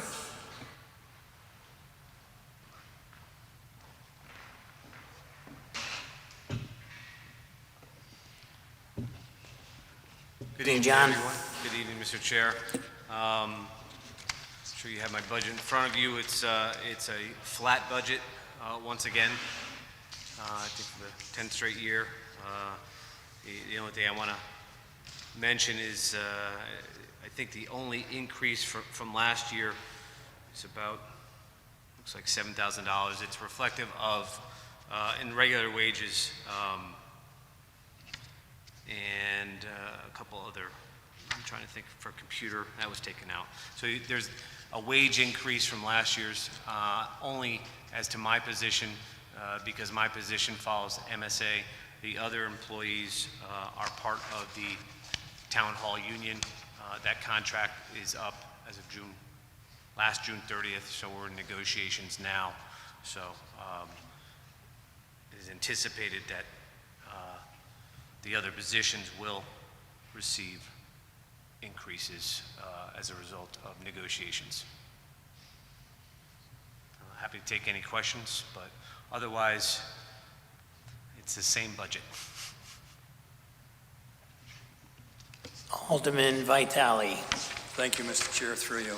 I guess this is a scapegoated question here because it was referred to the law department as far as the risk manager. I guess if you can elaborate on this, the position, is that position important enough not to be filled? That might be one question. And there's a salary of $75,959 attached to that. Then there's a contractual wage adjustment of $1,800. So can you kind of explain what's happening with that one position, please? The contractual wage adjustment, I think Peter always explains that every year. That's separate and apart then from the risk manager position. They follow each other, but they're not tied together. Just thought that maybe somebody was doing it and got an adjustment. No, the risk manager, as I think many of you know and remember, the last full-time risk manager we had was Kimberly Kell. And, it was her 5-year anniversary of her passing was this past January. And we miss her every day in my office. Now, Kim, when I started working for the city, Kim's position, the risk manager, was under the finance department umbrella. And frankly, I talked to Kim on the daily. She basically ran our workers' comp. She worked with our insurance broker in procuring and placing insurance. She worked with the safety committee that we have in dealing with OSHA compliance and training and the such. The city has been blessed with the person at the end of this dais, Tony Weeks.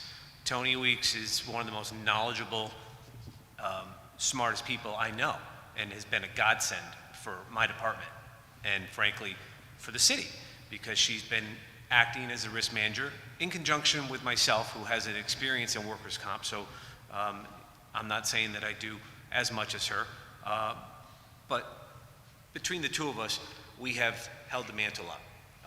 The decision to hire a risk manager, yes. Is it important? The position itself is important. I think it was created before my time, but maybe for some of the longstanding members of this board, maybe the mayor can speak to it. He may remember the position. So I think it's important to have the position as a placeholder.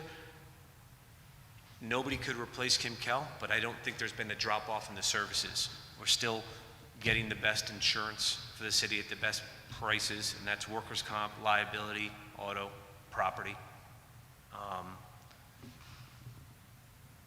We're managing the claims. We are making sure training's going to happen with OSHA and the such. So I think it's an important position in terms of its hiring, above my pay grade. Just a follow-up. So the position, the number there is a placeholder in the attempt to hire somebody down the road? And is that salary being dispersed within the office? And so what amount of that money are we using to adjust the salary of those people who are doing it? Mr. Chair, through you to Alderman Vitale, those are great questions. Similar to what Tanya said. In terms of Tanya saying, ask the city attorney, I'm going to defer and say, Mr. Mayor and Mr. Finance Director, could you weigh in when the time is appropriate? Mr. Chairman, there is a stipend position that the city attorney's office worked out for the additional hours for the risk management. So what is that stipend? A small portion of that risk manager amount is being used for the stipend to do those additional duties and responsibilities with the additional hours. However, to John's point, we are always looking for the right person to fill those shoes. It is an ever-changing risk management responsibilities that are coming onto that. We may need to go full-time again, based on a whole variety of things. Milford has 2,000 city employees, over 2,000 city employees. We have, $240 million budget plus another, this year, $40 million in grants. There is a lot of liability that we deal with, not just for the employees that we have, for insurance, for all that. A risk manager position is something that we will need in the future as a full-time position, not just a small stipended position. So it begs the question as to what is being paid out of that 75.95, number one. Number two, if things are being handled adequately at this particular point in time, why do we need a FTE in that position? Mr. Chairman, if I may, through you to Alderman Vitale, to answer your question, the stipend to Mrs. Weeks is $250 per week. So that is coming out of that this particular risk salary management position, yes. Did I say 250,000 or 100? $250, 250. Oh, okay. I just wanted to clarify that, that's all. 250. And well, but here's a tremendous savings if we don't need an FTE because it's running adequately. What then pushes the ball down the road that we are in dire need of an FTE in that position?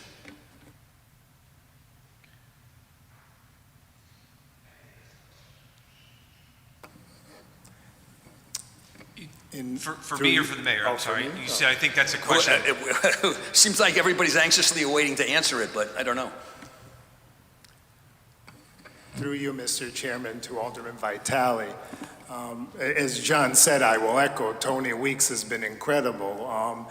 But as I may have said to myself, and maybe to some of my colleagues, it's a temporary solution, because at some point, a person like Mrs. Weeks will eventually retire, and you may not be able to replace her or find someone like her.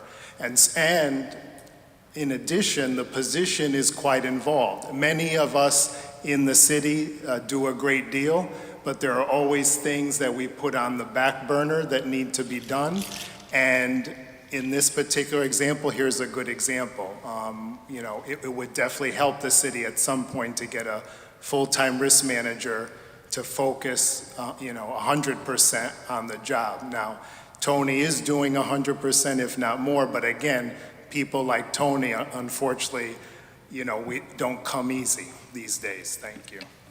If all of that obviously is true, then a great big thanks goes out to Tony for doing what she can to cover all the bases within that position. Thank you again. Absolutely, I second that. Thanks, Tony. Alderman Beatty. Thank you. Through you, Chairperson Vitro. This is a little off the mark, but as long as we mentioned Tony Weeks, I had an experience today. I missed part of the hearings Monday night, my fault, and I was going on to to get the minutes, and I thought, oh, surely they won't be there yet, and surely they won't. And all of that was done. Am I speaking correctly? Yeah, and we never really give kudos where kudos are due. And since you brought it up, that's a lot of good service very quickly for $250 a week. So I just want to take the point to commend you for that. I will take her the thanks and tell her tomorrow when I see her. Wink, wink. I will say that the worst 2 weeks of my year is when Tony goes on vacation. Okay. And then secondly, when we benchmark with other towns, do other towns ever have a vacant risk manager position? Towns of our size and... Mr. Chair, through you to Alderman Beatty, I know I referenced it and I apologize, I haven't looked at it in a while. It wasn't to put you on the spot, John. I know that there's not a lot of apples to apples comparisons. Some communities don't have a risk manager, some do. It was conversations that I had with Kim a lot because there's value add to the position. The argument against the position is we have an insurance broker consultant. HD Seeger is who the city uses. So similar to your personal auto insurance, you call your broker and you say, hey broker, go get me the best you can for auto premium. So we do that. HD Seeger serves in that capacity for us. And it's a small dollar amount, I think, that we pay them, and they do a great job in making sure that the city's premiums that we pay for our insurance, liability, auto, and property, are the best. We have north of $400 million in property to cover. It's very difficult. Municipal insurance is a pretty small marketplace, so the carriers themselves have buying power, if you will. So you say if you have and we have a third-party administrator for our workers' comp insurance, that's PMA, that's who we're under contract with now, and they manage and administer our workers' compensation claims. So you say, all right, we have 2 consultants and an insurance company, what do we need a risk manager for? Well, somebody has to be the central clearinghouse to that, and somebody's got to answer that question, and somebody's got to deal with the employee who gets injured, who's trying to, do we want them to call the administrator, hey, help me out? No, they call the risk manager. And the risk manager says, okay, here's your Form 30C. This is what you need to fill out. This is where you need to go. This is a preferred vendor or medical care provider. There's a lot of value to that position. Some towns believe in it. Melford is one. To Alderman Vitale's question, there's savings. We're realizing savings, I think, in the interim. It's not a perfect solution right now. It's a temporary one. I know it doesn't feel temporary. We're on year 5. But I wouldn't want to eliminate the line item because it's always harder to get it back in. Right, you said that. Alderman Gurman. Thank you, Mr. Chairman. Through you to, I don't know if this is going to go back to the mayor, but just expanding on Alderman Vitale's comment. So we have $75,000 budget there. It may get filled, it may not, it may go years. That'll be one of those positions that are funded but not filled. I would just suggest either adjusting it, knocking off $60,000 off of that budget, save the taxpayer some money, and Tony will still get her stipend, and thank you for all your hard work, Tony. But yeah, it doesn't make sense to keep it there if we're not going to have a position. And if we do fill it, we'll add it back, but it just doesn't make sense having that budget item there for if it's not going to be filled, and who knows when it'll be filled. So, I don't know if that's a question or a comment. Thank you. Alderman Beatty. Thank you, Chairperson Vitro. And this is not to contradict what Dan Gurman said, maybe isn't even a budget issue. Why have it there if you're not going to spend it? That makes sense. But in this, it sounds like an aspirational goal, because you said sufficient, but it would be better if I heard you. So sometimes if you keep it in there, it's almost a strategic goal to get it, besides the budgetary issues.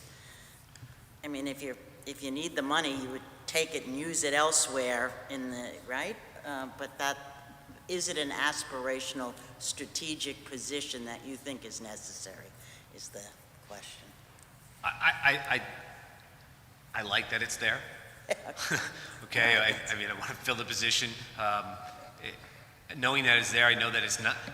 Once it's gone, it makes me nervous because that means I've lost it, and I have to convince a majority of you folks to add it. Okay. So I sleep better at night knowing that it's there. But that's why they pay you guys the big bucks. Alderman Giannattasio. Thank you, Mr. Chairman. Good evening, John. In regards to the number, the salary for the position, the $75,959, is that a realistic salary, or is that based on the person that held that position 5 years ago? If you were to go out and hire someone, is that an adequate salary, or would you have to pay more? Mr. Chair, through you to Alderman Giannattasio, I think that's a great question. I think the number may be reduced to the first step. Is it market competitive? Yes. Is it on the lower end? Probably. I don't. I'm speaking a little out of school. I don't know for sure, but with the municipality, Milford size, it's probably on the lower side. But I think it's in the ballpark. It's going to get somebody to look at it. it's a difficult position to gauge, because I think you're trying to figure out, are you getting somebody who's been in the private sector that's looking for a more predictable job, more, but in terms of hours, or 9 to 5, if you will, or are you looking for, or is it somebody, an up-and-comer, and you know, he or she's just out of college, and it's, listen, the beauty of working for the city, no 2 days are alike. No days alike. It's always new. You never know what's going to happen. It's what I enjoy so much about having the honor and privilege to work for the city, because there's new problems every day, things I would never anticipate. So, but that goes for risk manager, mayor, alderman, city clerk. It's always new. So, just to follow up, Attorney Bertram, I understand what we're doing in the short term, and it makes complete sense, you know, and Tony's nice enough to step up and do the extra work. But are we actively looking? Is this being advertised, or we just kind of put this on the back burner? We're not looking because we have Tony Weeks in place. Yeah, I haven't actively looked. It's not my position to hire. That's HR.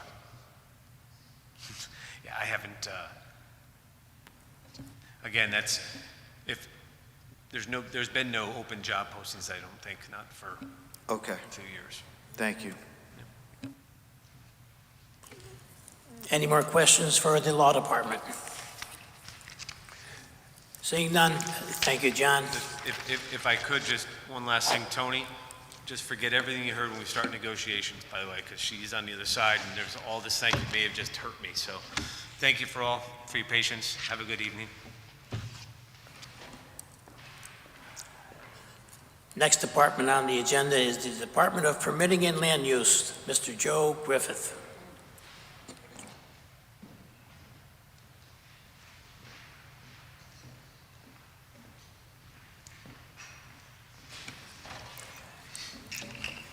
Good evening, Joe.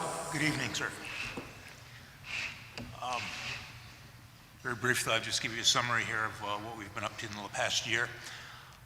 My name's Joe Griffith. I'm the Director of Permitting and Land Use. We oversee and supervise the Inland Wetlands Agency, the Zoning Office, the Planning Office, and the Building Division.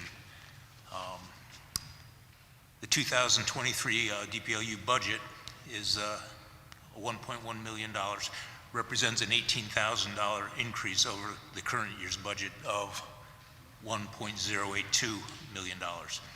This is a 2% increase. The main driver of this increase is our regular wages, which are increasing in the coming fiscal year by about $24,000.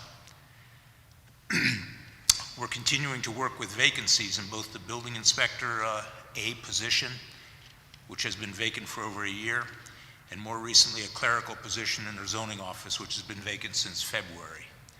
We are trying to fill those positions. As in previous years, DPLU continues to work with our Planning and Zoning Subcommittee to develop the decennial 2022 Plan of Conservation and Development. We've recently engaged a consultant to work with our office and city departments and agencies in generating this report. And in the coming 6 months, we'll be initiating and following through on public hearings to further that report. We're continuing with great success to implement our new permitting software, Municity. We continue to expand our customers' access to online permitting, providing online submission of drawings and payment of fees. Expanding these services beyond building permits now include zoning, inland wetlands, planning, and the Zoning Board of Appeals. While our staff remains available for in-person meetings and consultations, we've essentially eliminated wait times. And I can say with some degree of confidence that the chairs that used to be queued out in the corridor are gone and won't come back. We're looking forward in the comcoming year through our increased use of technology to further our efficiencies and productivity, and to strive to more rapidly process and issue our permit applications. And I'd be happy to answer any questions you might have.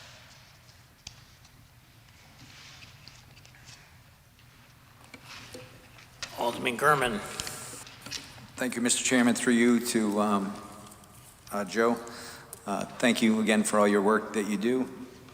Do you have a rundown or estimate of how many new building construction permits went on last year or this year? And I guess renovations as well. Do you have any idea roughly of what's going on in the city? No. I mean, and obviously to throw out a number without comparison to previous years, I just wouldn't be accurate. So, I mean, I could provide you with those numbers tomorrow if you'd like, and I'll email them to you, but I don't have them in front of me. Yeah, no, if you could, that'd be They're readily terrific. available, though. Yes. Thank you. Alderman Marlowe. Through you, Mr. Chair. Hi, Joe. Again, thank you for the work you do, but also the streamlining of the process that you've brought to the city. But I did have a question. You had mentioned that the one building inspector position is not filled. How does that work as far as inspections go? Are you bringing someone else in to do that on a temporary basis, or how does that work? No. The reality of it is that Charlie Carell, our chief building official, is dedicating, I'm going to say, that the major part of his day towards doing what that position would do. He's going out and doing inspections regularly. He's doing plan reviews. He's doing the job of a building official. And in turn, I'm backfilling a lot of his administrative responsibilities. So, and again, to Lou and Ray's credit, the other two building inspectors, I think they're doing whatever they can to kind of keep things moving. My real concern is that, as we're all juggling too many balls, frankly, that one of them's going to drop, that we're going to make a mistake. And that's the real concern with having that overload. Do you see that the growth in the city and building permits and stuff as continuing, that the positions will still needs to be filled right away? Yes. Okay. All right. Thank you. Thank you. Alderman Brozier. Joe, how you doing? Pardon me? How are you doing? Good, thank you. Excellent. Through you, Mr. Chair, you talked a little bit about the efficiencies that may have been experienced through the new software, and some of maybe the ongoing challenges as you get further up to speed or have updates with it that you might see come down the pike?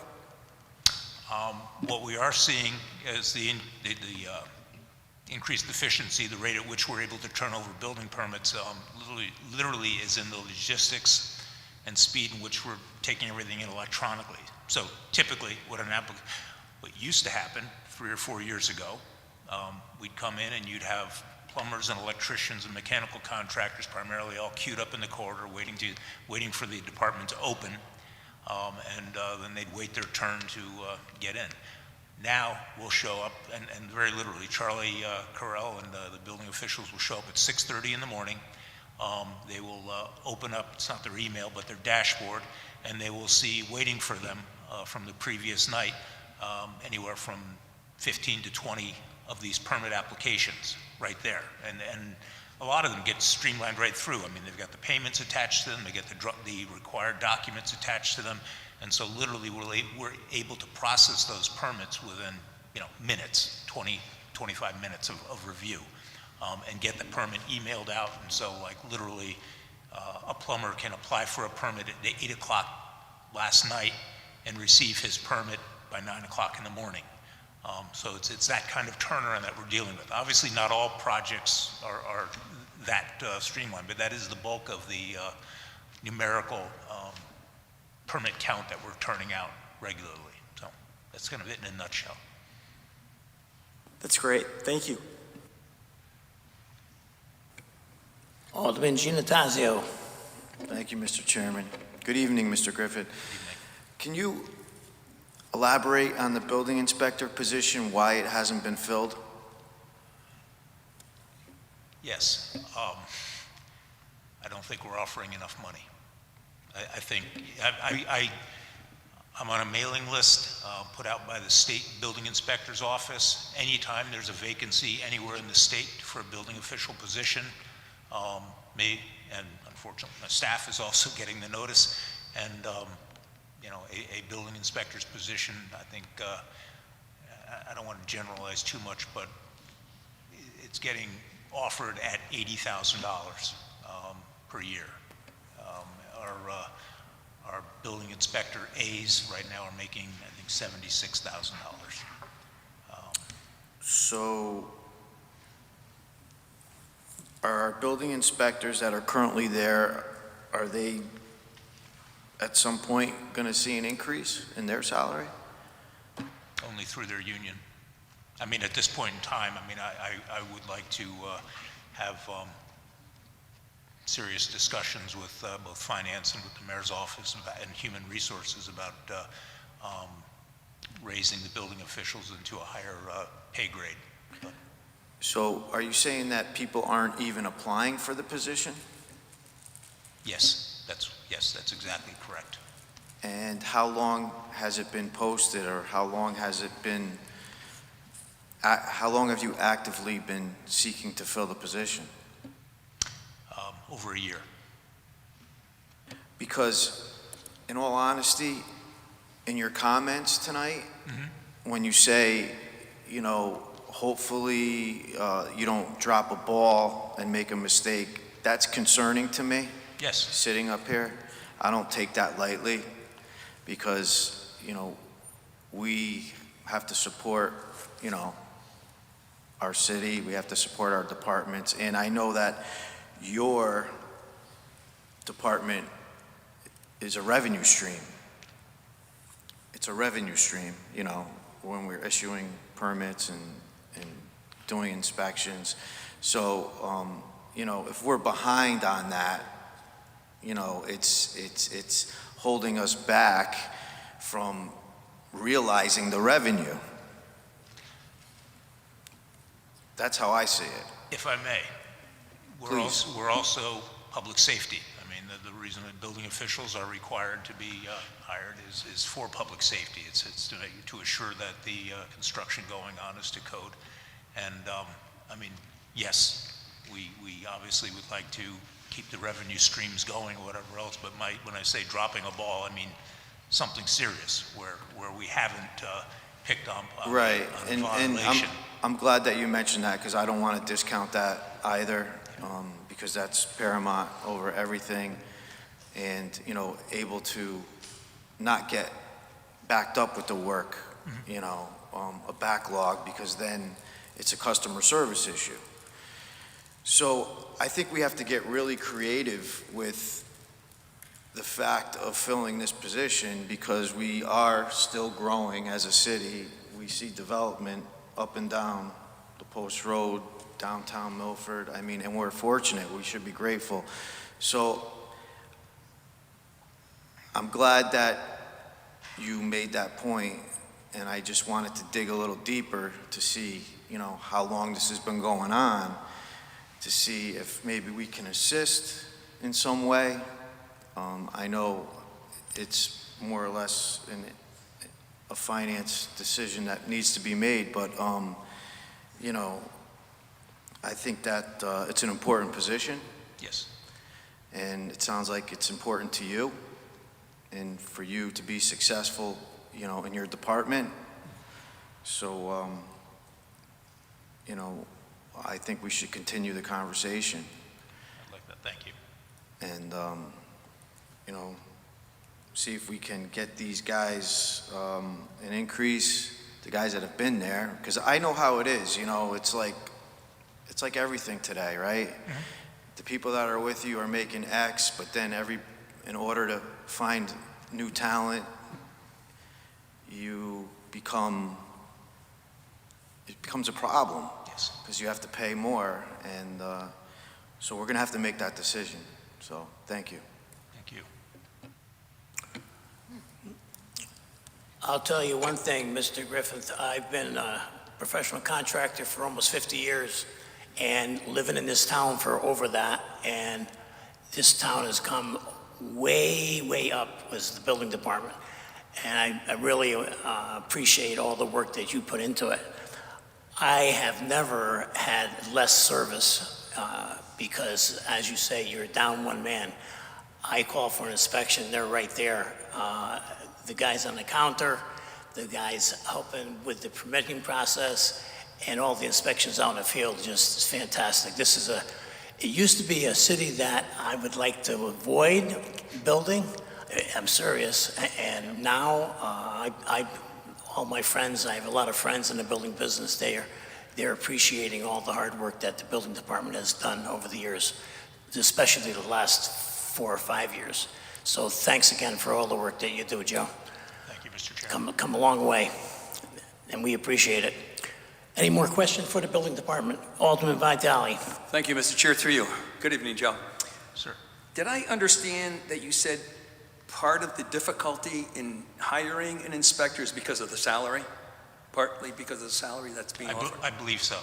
So are the building inspectors part of a CBU? Is it a union? Is it collective bargaining agreement? MEA, yes. So basically, we don't have anything to say about the salary, because if that's the starting salary that they have agreed to with the collective bargaining agreement, then that's what it is, right? The union should be responsible for that kind of the beginning salaries and the salary schedule.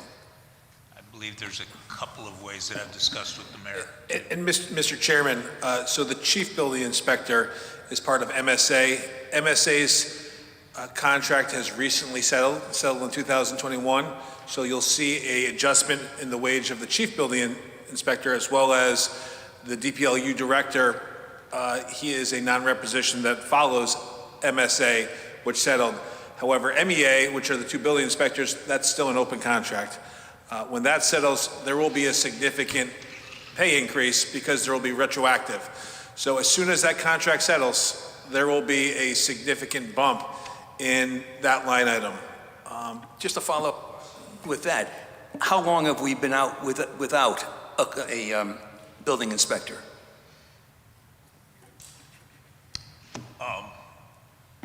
That position has been open actually for more than a year, only because we took in another building official, but then another. So the collective bargaining agreement hasn't been settled for a couple of years? Yeah, so the open ones are a couple of years old, or some of the existing ones, like for example, Public Works, will be 2 years in June 30th.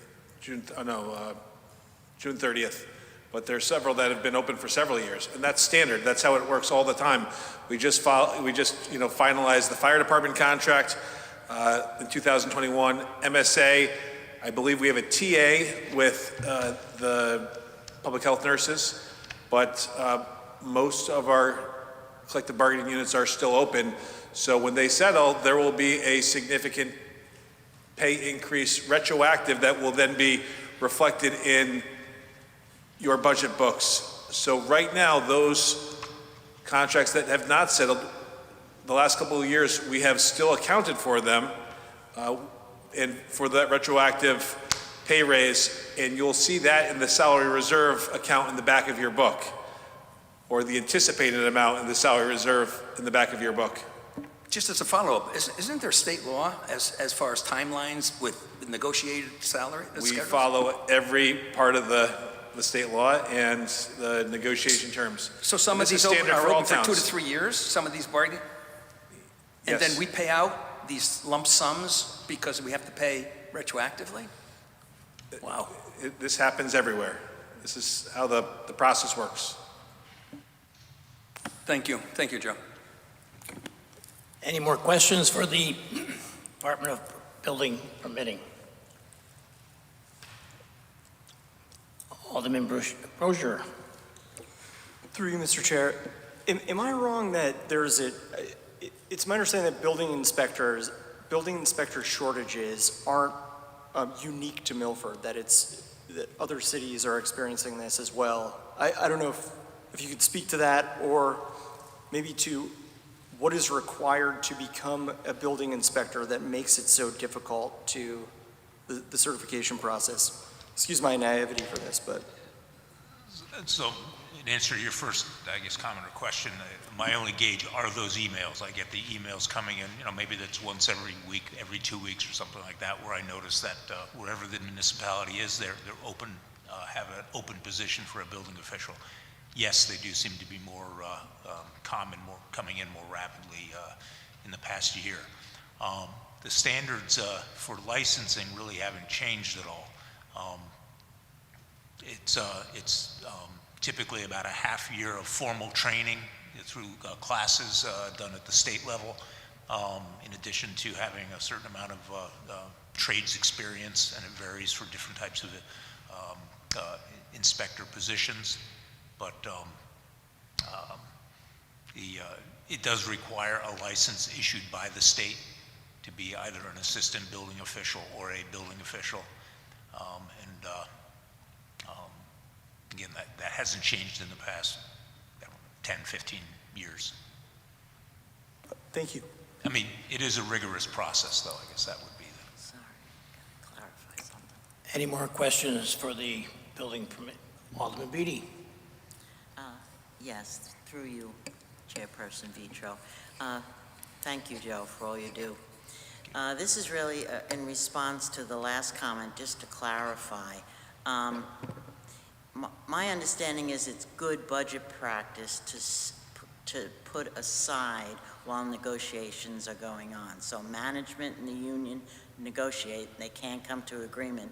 Everybody wants to avoid arbitration, and the money is put aside for when that is settled. And so then it's given, but so retroactive sounds like a bonus, but it's really money that has been put aside in anticipation of those negotiations and the settlement. I must add that because it comes up every year, so it's not frivolous, and we're doing the budget. Is that correct or not? I believe it's correct, but I have to defer to Thank finance you. or the mayor. Thank you.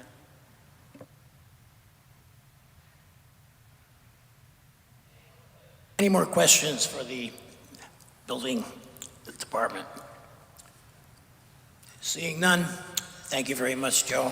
Thank you. Thank you for the work you do for the city. Thank you for answering all our questions. The next department on the agenda is the mayor's office. Mayor Blake, you're up. Good evening, Mr. Chairman, members of the board. This is a relatively status quo budget.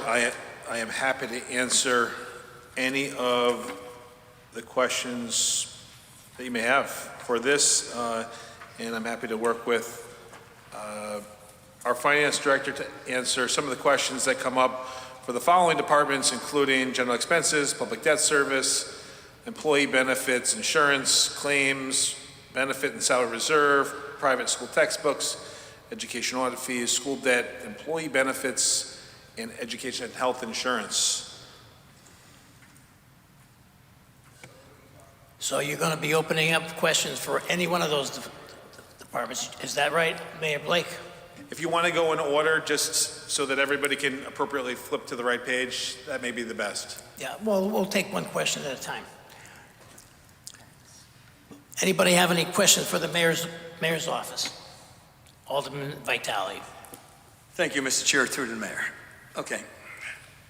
I have to preface my remarks by saying it's not the person, it's the position. Tonight, we experienced salaries of increases of 2 to 3%, maybe $2,000 to $3,000. One position was $8,000, and there's a position here of over $10,000.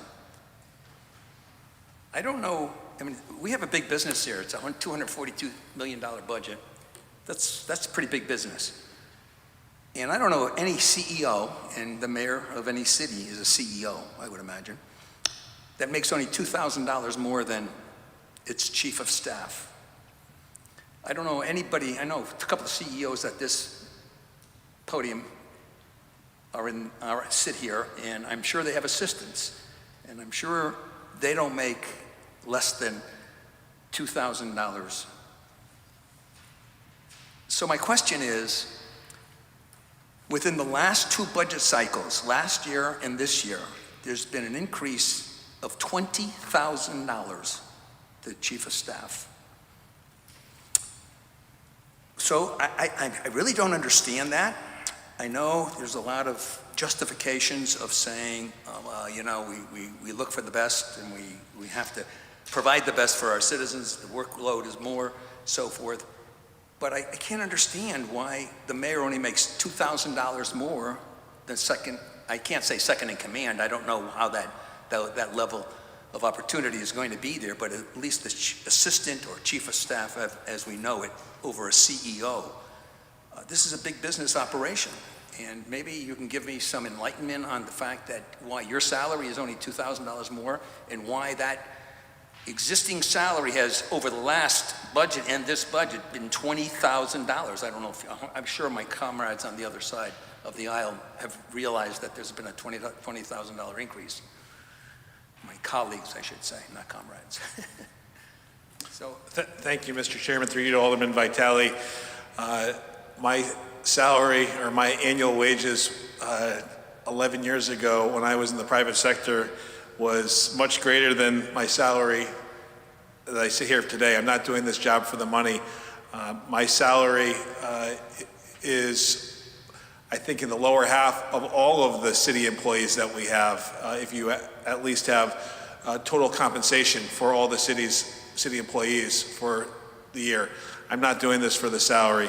In terms of the positions that we have, 3 years ago, we formed the position of Chief of Staff, and we looked at comparable towns and cities. This is still on the lower side. We set this position the same grade step as our Assistant Public Works Director and as our HR Director. And the reason why there's an increase this year is because, as I mentioned, in 2021, you approved the fire department union contract, and the fire chief and the assistant chiefs follow that. You also approved the MSA, the Municipal Supervisors Association union contract. So all of those employees, you'll see in the budget book, had that change in salary, and it was retroactive or reserved money that we set aside. So it's several years. It was 2.25%, 2.25%, 2.5%. So you'll see all those added up. This one is the first time there was a step increase, and we're at the top step increase. But again, this particular position, as well as the secretary position, are non-reps. The mayor's administrative assistant is in the Melford City Hall union. Melford, that's a little bit different. That you don't see a wage increase reflected in the budget because that is in the back of the budget under the salary reserve. And again, this is at the same grade, the same step as those other two positions. There's approximately 30 positions in the non-rep U2 ordinance that you folks passed back in December. So 3 months ago, this was the amount that the Board of Aldermen adopted. And again, it was based on the same 2.25%, 2.25%, 2.5% that you approved a little bit earlier for the MSA contract. So those are the two things that drive all of the salaries in this particular department, other than the mayor's administrative assistant, which is part of the City Hall union. Again, 2.5%, 2.5%, 2.25%, 2.25% percentages negotiated, collective bargaining, yada, yada, yada. It sounds like we're doing a dance. The fact is, $20,000 in two budgets is a lot of money. No, I don't know anybody in their job that got a 10% raise on a yearly basis. I mean, you talk about whatever we have here. I mean, if it's a non-rep, then there's nobody but you to negotiate with. And I think, perception is reality. I mean, when people look at this and see this, that a $10,000 raise, $20,000 over 2 years, that sticks out. That sticks out. So, you know, you said a lot. I don't know what you said, but you said a lot. 2.5%, 2%, all the way through. But those were collective bargaining. They worked their butts off getting that money. Not that the position doesn't work. I'm not saying that. But I've gone through a lot of negotiations and mediations and arbitrations. And the fact is, you got to lay a lot of data down before you get what you get in the collective bargaining. So again, it's not the person, it's the position. You know, and again, any CEO, whether you're not doing it for the money. No, we're not doing it for the money, I don't think. We doing it for the money? You know, but the fact remains that it's out of whack. It's incongruent to what is going on. At least, I don't know what my colleagues on the other side, you have any comment? My colleagues? I mean, it just doesn't seem real, that's all. That's, again, it's not the person, it's the position. To your point, and I know this is easy political fodder because it's a political position, but this is the chief of staff for the city of Melford, 2,000 employees within the city. This is the position that the department heads report to. I think 90% of the department heads that are within the city make less than this position. That's part of the job description that your board approved when you approved this position 3 years ago. That this would be the chief of staff, and this is a position in any other city or town that makes considerably more, and it's a position that department heads report to. They report to myself and they report to the chief of staff. Again, they may report, but I would imagine the primary person they would report to would be the mayor. And to abdicate those responsibilities, to say the chief of staff will take over, I can see sharing this responsibility. And again, you know, you say we voted on this and it was all incumbent of what we did a couple of years ago, but as far as I'm concerned, the increase is not worth the responsibility. Thank you. Alderman Harlow. Thank you, Mr. Chair.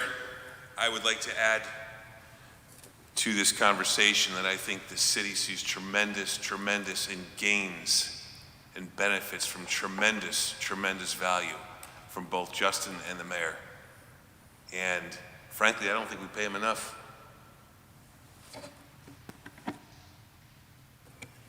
Alderman Brochure. Through you, Mr. Chair.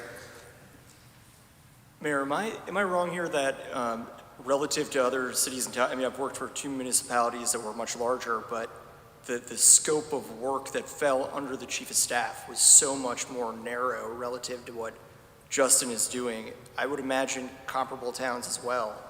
I mean, this salary is much less than what you would see in another comparable city or town for the amount that falls underneath Justin's purview.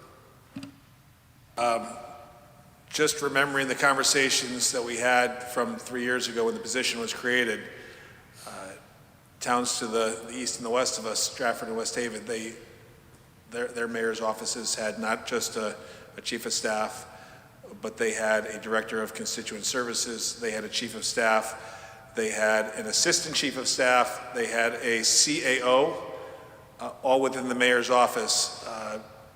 Each of those positions, I believe, other than the constituent services manager, made more than the Milford chief of staff position and more than the Milford's mayor position. We are lower than most other towns and cities surrounding us for a host of positions. I know we heard testimony on that the other night at public comment, but positions across the board.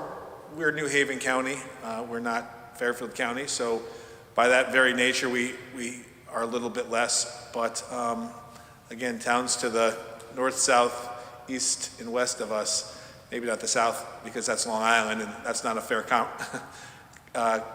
comparable, but we are a little bit lower across the board. And you know, this position is lower, the mayor's office position is lower, and you'll probably hear testimony in addition to what you heard tonight that there are positions across the board in the city of Melford that are a little bit lower, whether it's in the permitting department, whether it's in the police department, whether it's in the health department, whether it's in the fire department. However, Melford has traditionally had great benefits. We still have great benefits. I know that some of those benefits have changed and become a little bit more efficient, but still we have a good compensation system that's why people work so hard in this city and why we get such good results and why we have such great services for the city at an affordable cost. Any more questions for the mayor's office? Alderman Giannattasio. Thank you, Mr. Chairman. Through you, I would also like to share my thoughts on this position. When this position was adopted, I was not in favor of the new job description, and we know that it came with a bigger salary and also a vehicle as well. And to your point, Mr. Mayor, yeah, it is a political position. It absolutely is. You said that here tonight, and it's by your appointment. And, you know, it just doesn't feel right. When you have other departments that are struggling right now to hire people because they can't pay them enough, and here you have a political position that's, in my eyes, being overfunded. And I'm not saying that it's an easy job. I'm not saying that at all. But I can tell you this, I've been taking notes. The assistant fire chief that was here tonight makes $115,000. And I'm sure that that person has much more responsibility than the chief of staff. The law department, $92,000. And that's the assistant to Attorney Burcham. We know that Attorney Burcham's position is part-time. This is a full-time job. The assistant is making $92,000.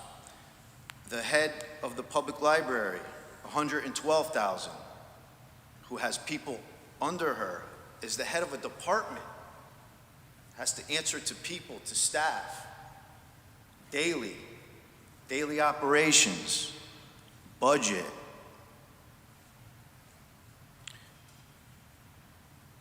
Also, the director that was here, or no, the city planner, $109,000. And that comes with an education in city planning. Julie Nash's position, she was here tonight. Chief of staff makes more than the economic development director. And she needs help. And she wants a full-time person because she's overwhelmed, and we're giving the chief of staff a $20,000 raise. Now, I get your emails. I got the one about the ribbon cutting, and I appreciate it. But that's $2,000 less to what Alderman Vitale said of the mayor's position. And I agree with the majority leader. The mayor's position should be paid more. If you're going to pay the chief of staff what he's getting, you deserve an increase. It doesn't look good. It's too much. And it is political. The chief of staff is now the chairman of the Democratic Town Committee. And we're supposed to, on this side of the aisle, be comfortable with that? Is that fair? I don't think that's fair. I don't think it's right. It's unethical. And it's not the person, but it's what you created. Thank you. Mr. Chairman, just to respond, this pay increase was something that you voted for, Alderman Giannattasio, for this in December. You were an affirmative vote for this pay increase, and now it's just a talking point. Any more questions for the mayor's office? Mr. Chairman?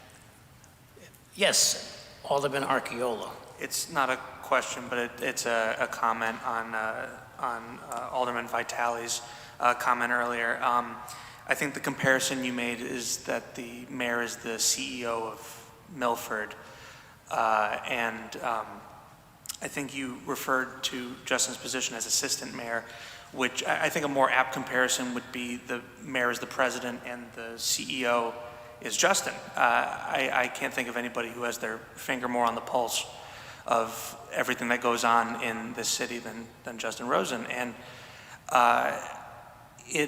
to call it an assistant mayor seems to diminish the position a little bit. And it is my understanding that we, as a board, voted on this already.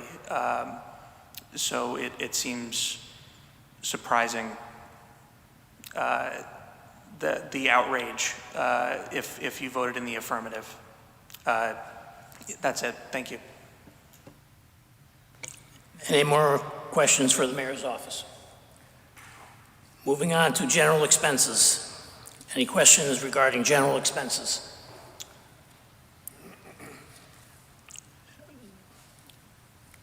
Seeing none, we'll go on to public debt service. Any questions regarding public debt service?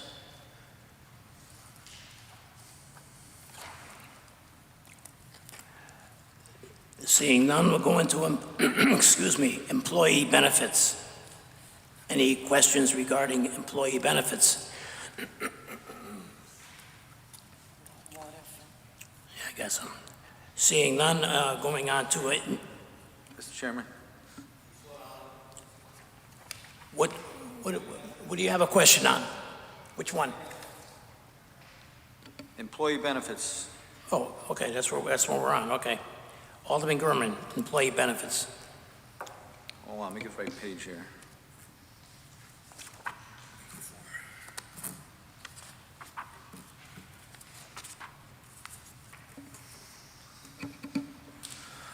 All right, I guess the question is, so there's been some major increases in self-insurance contribution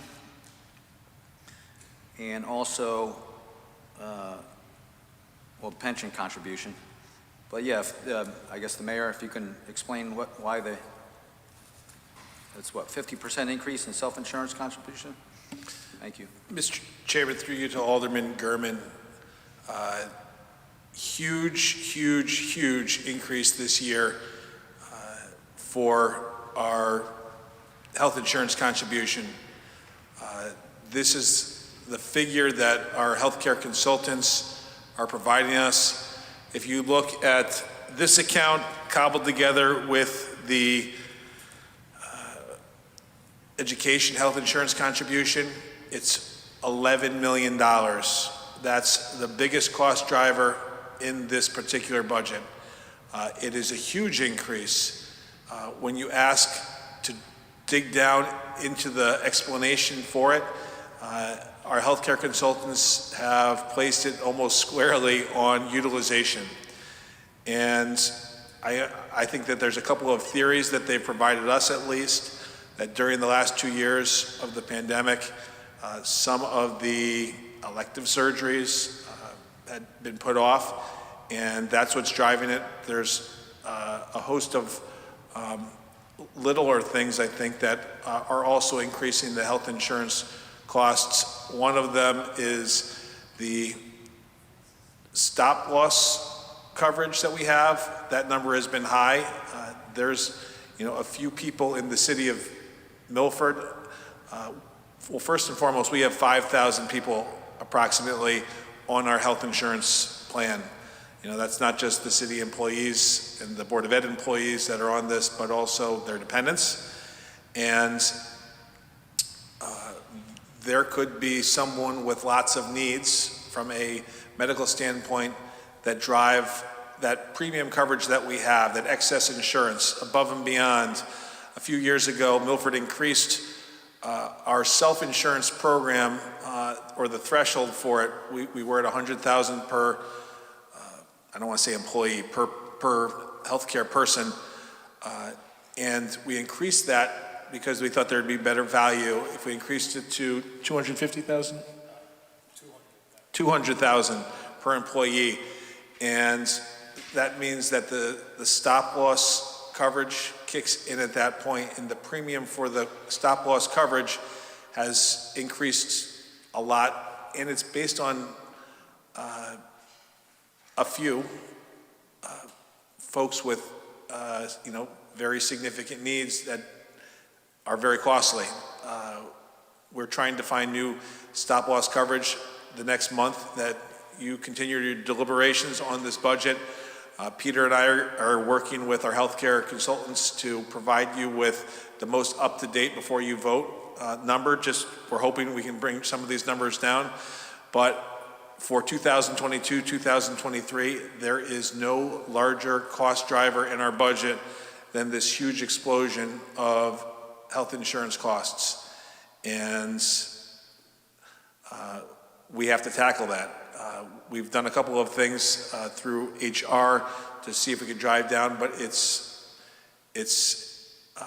an amount that we weren't anticipating. It's an amount that the experts, healthcare consultant experts, were not anticipating too. It's a huge amount. So just to follow up, Mr. Chairman, through you, do you know what the pharmacy benefit costs are compared to that, or in there, or percentage-wise of that number? We have that breakdown.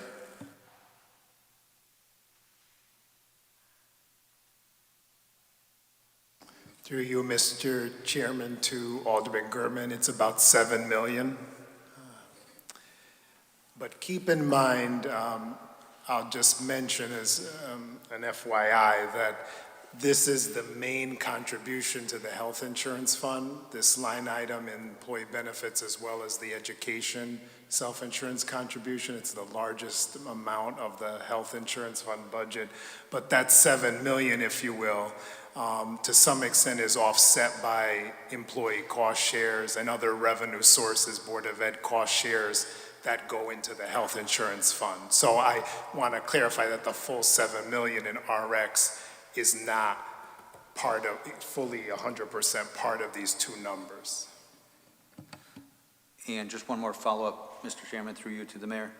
What is the city doing for wellness or prevention care to mitigate some of these costs? Because it's just going to get worse. And if we can prevent a lot of this stuff, that would be a huge, huge cost savings.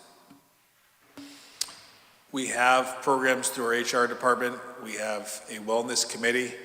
I know that you've served in the wellness committee in the past and are familiar with some of the programs that they have, lunch discussions, things like that, folks take advantage of. Plus, our healthcare administrator, Anthem Blue Cross,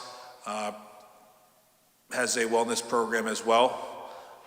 They also work in partnership with the HR department wellness program.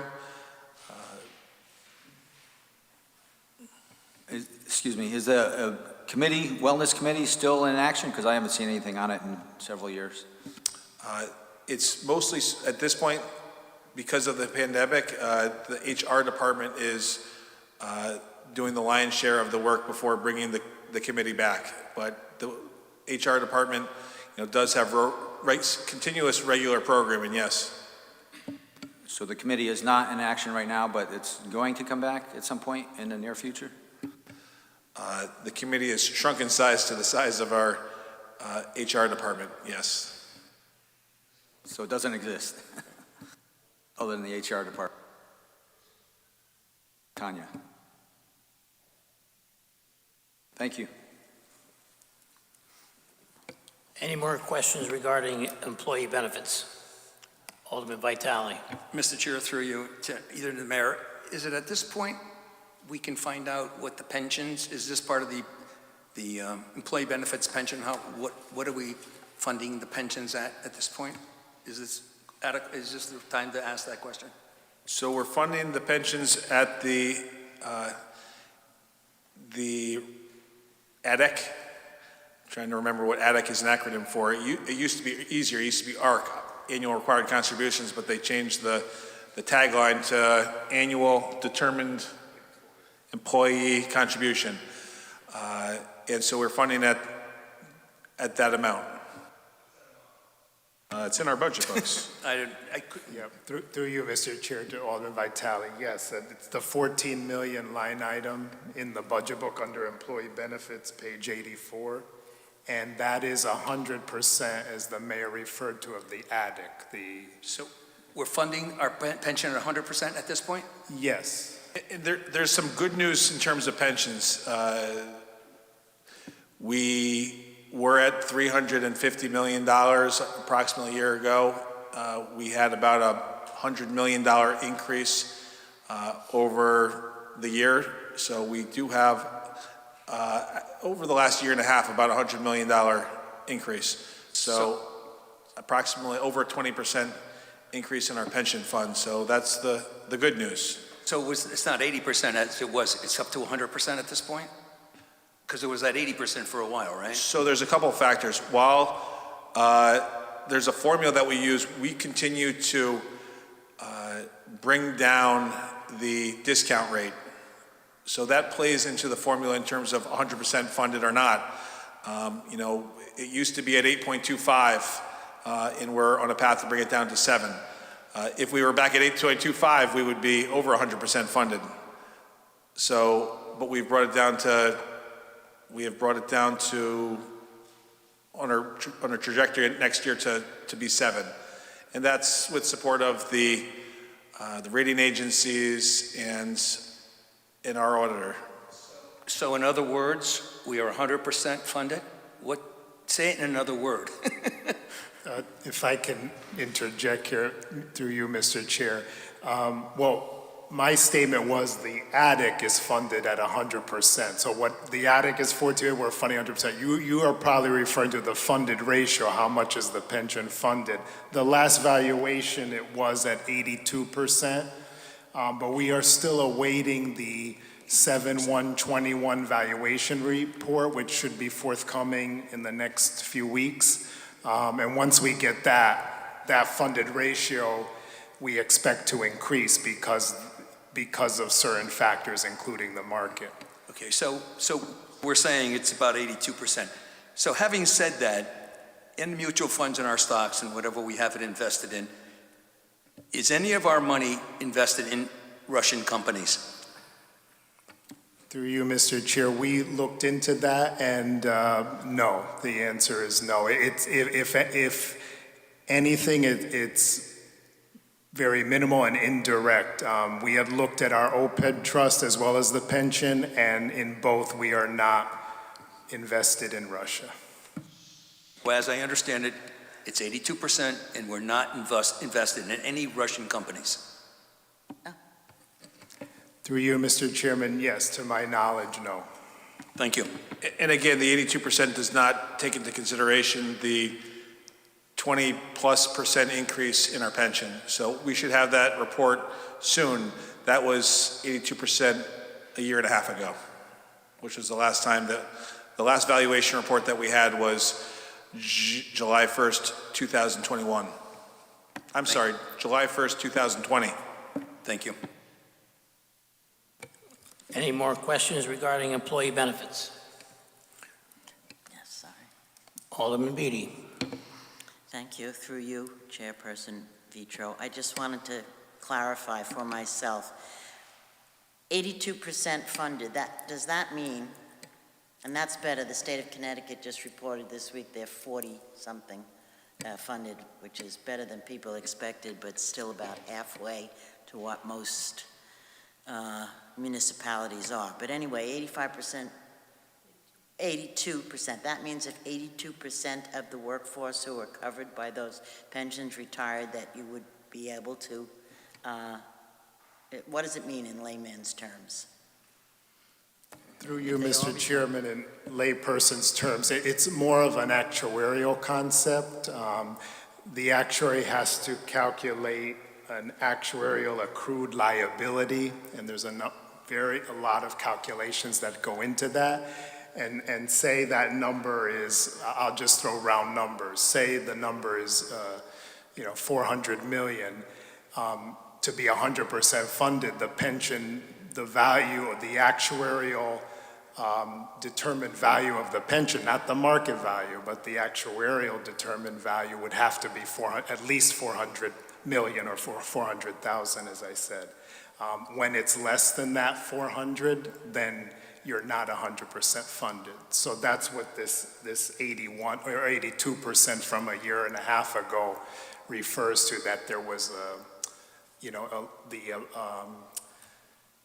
the value of the pension that the actuarial calculates was not as, was not equal to 100% of the liability. Thank you. Any more questions regarding employee benefits?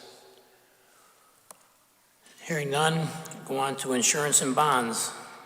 Any questions regarding insurance and bonds? Seeing none, we'll move on to claims and refunds. Any questions regarding claims and refunds? Alderman Kerman. Thank you, Mr. Chairman. Through you, I guess to the mayor.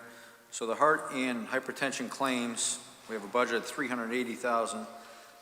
Last year we had, what, 104, maybe times two, or 200,000? Is that about right?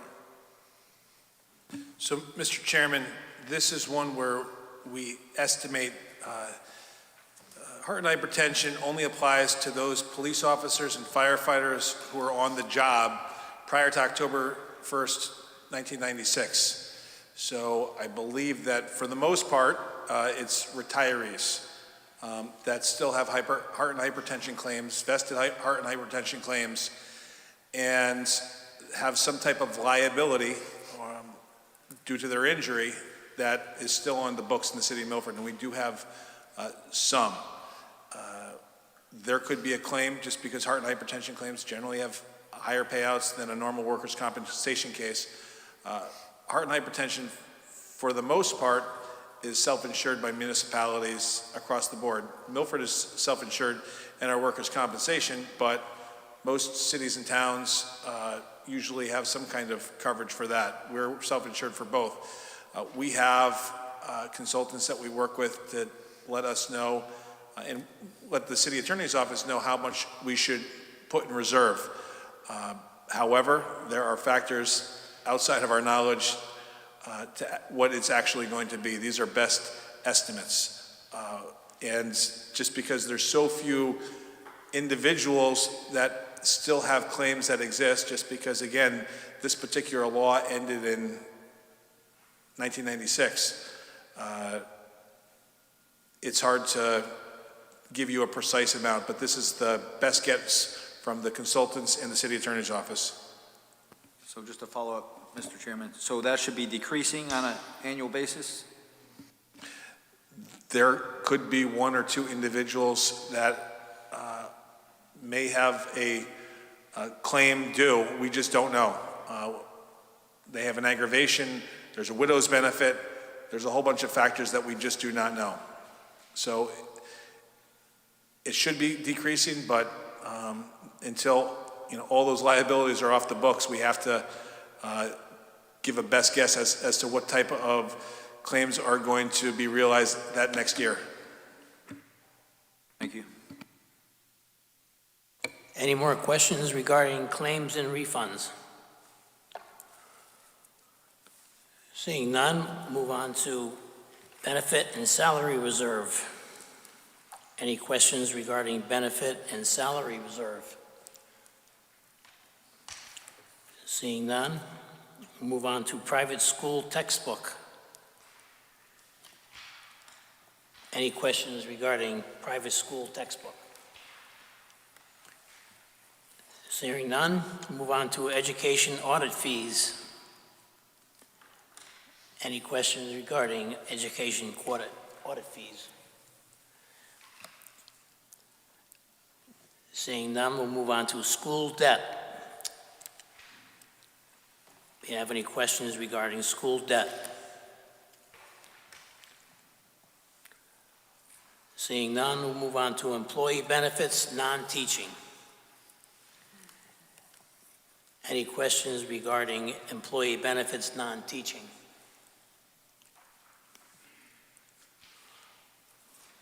Seeing none, moving on to the last one for this evening, education, health insurance contribution. Any questions regarding education, health insurance contribution? Seeing none, I will entertain a motion to recess until Monday, April 25th, 2022, at 7 p.m. Second. Motion's been made and seconded. Any discussion? Seeing none, all in favor? Aye. Opposed? Recess until April 25th. Thank you very much.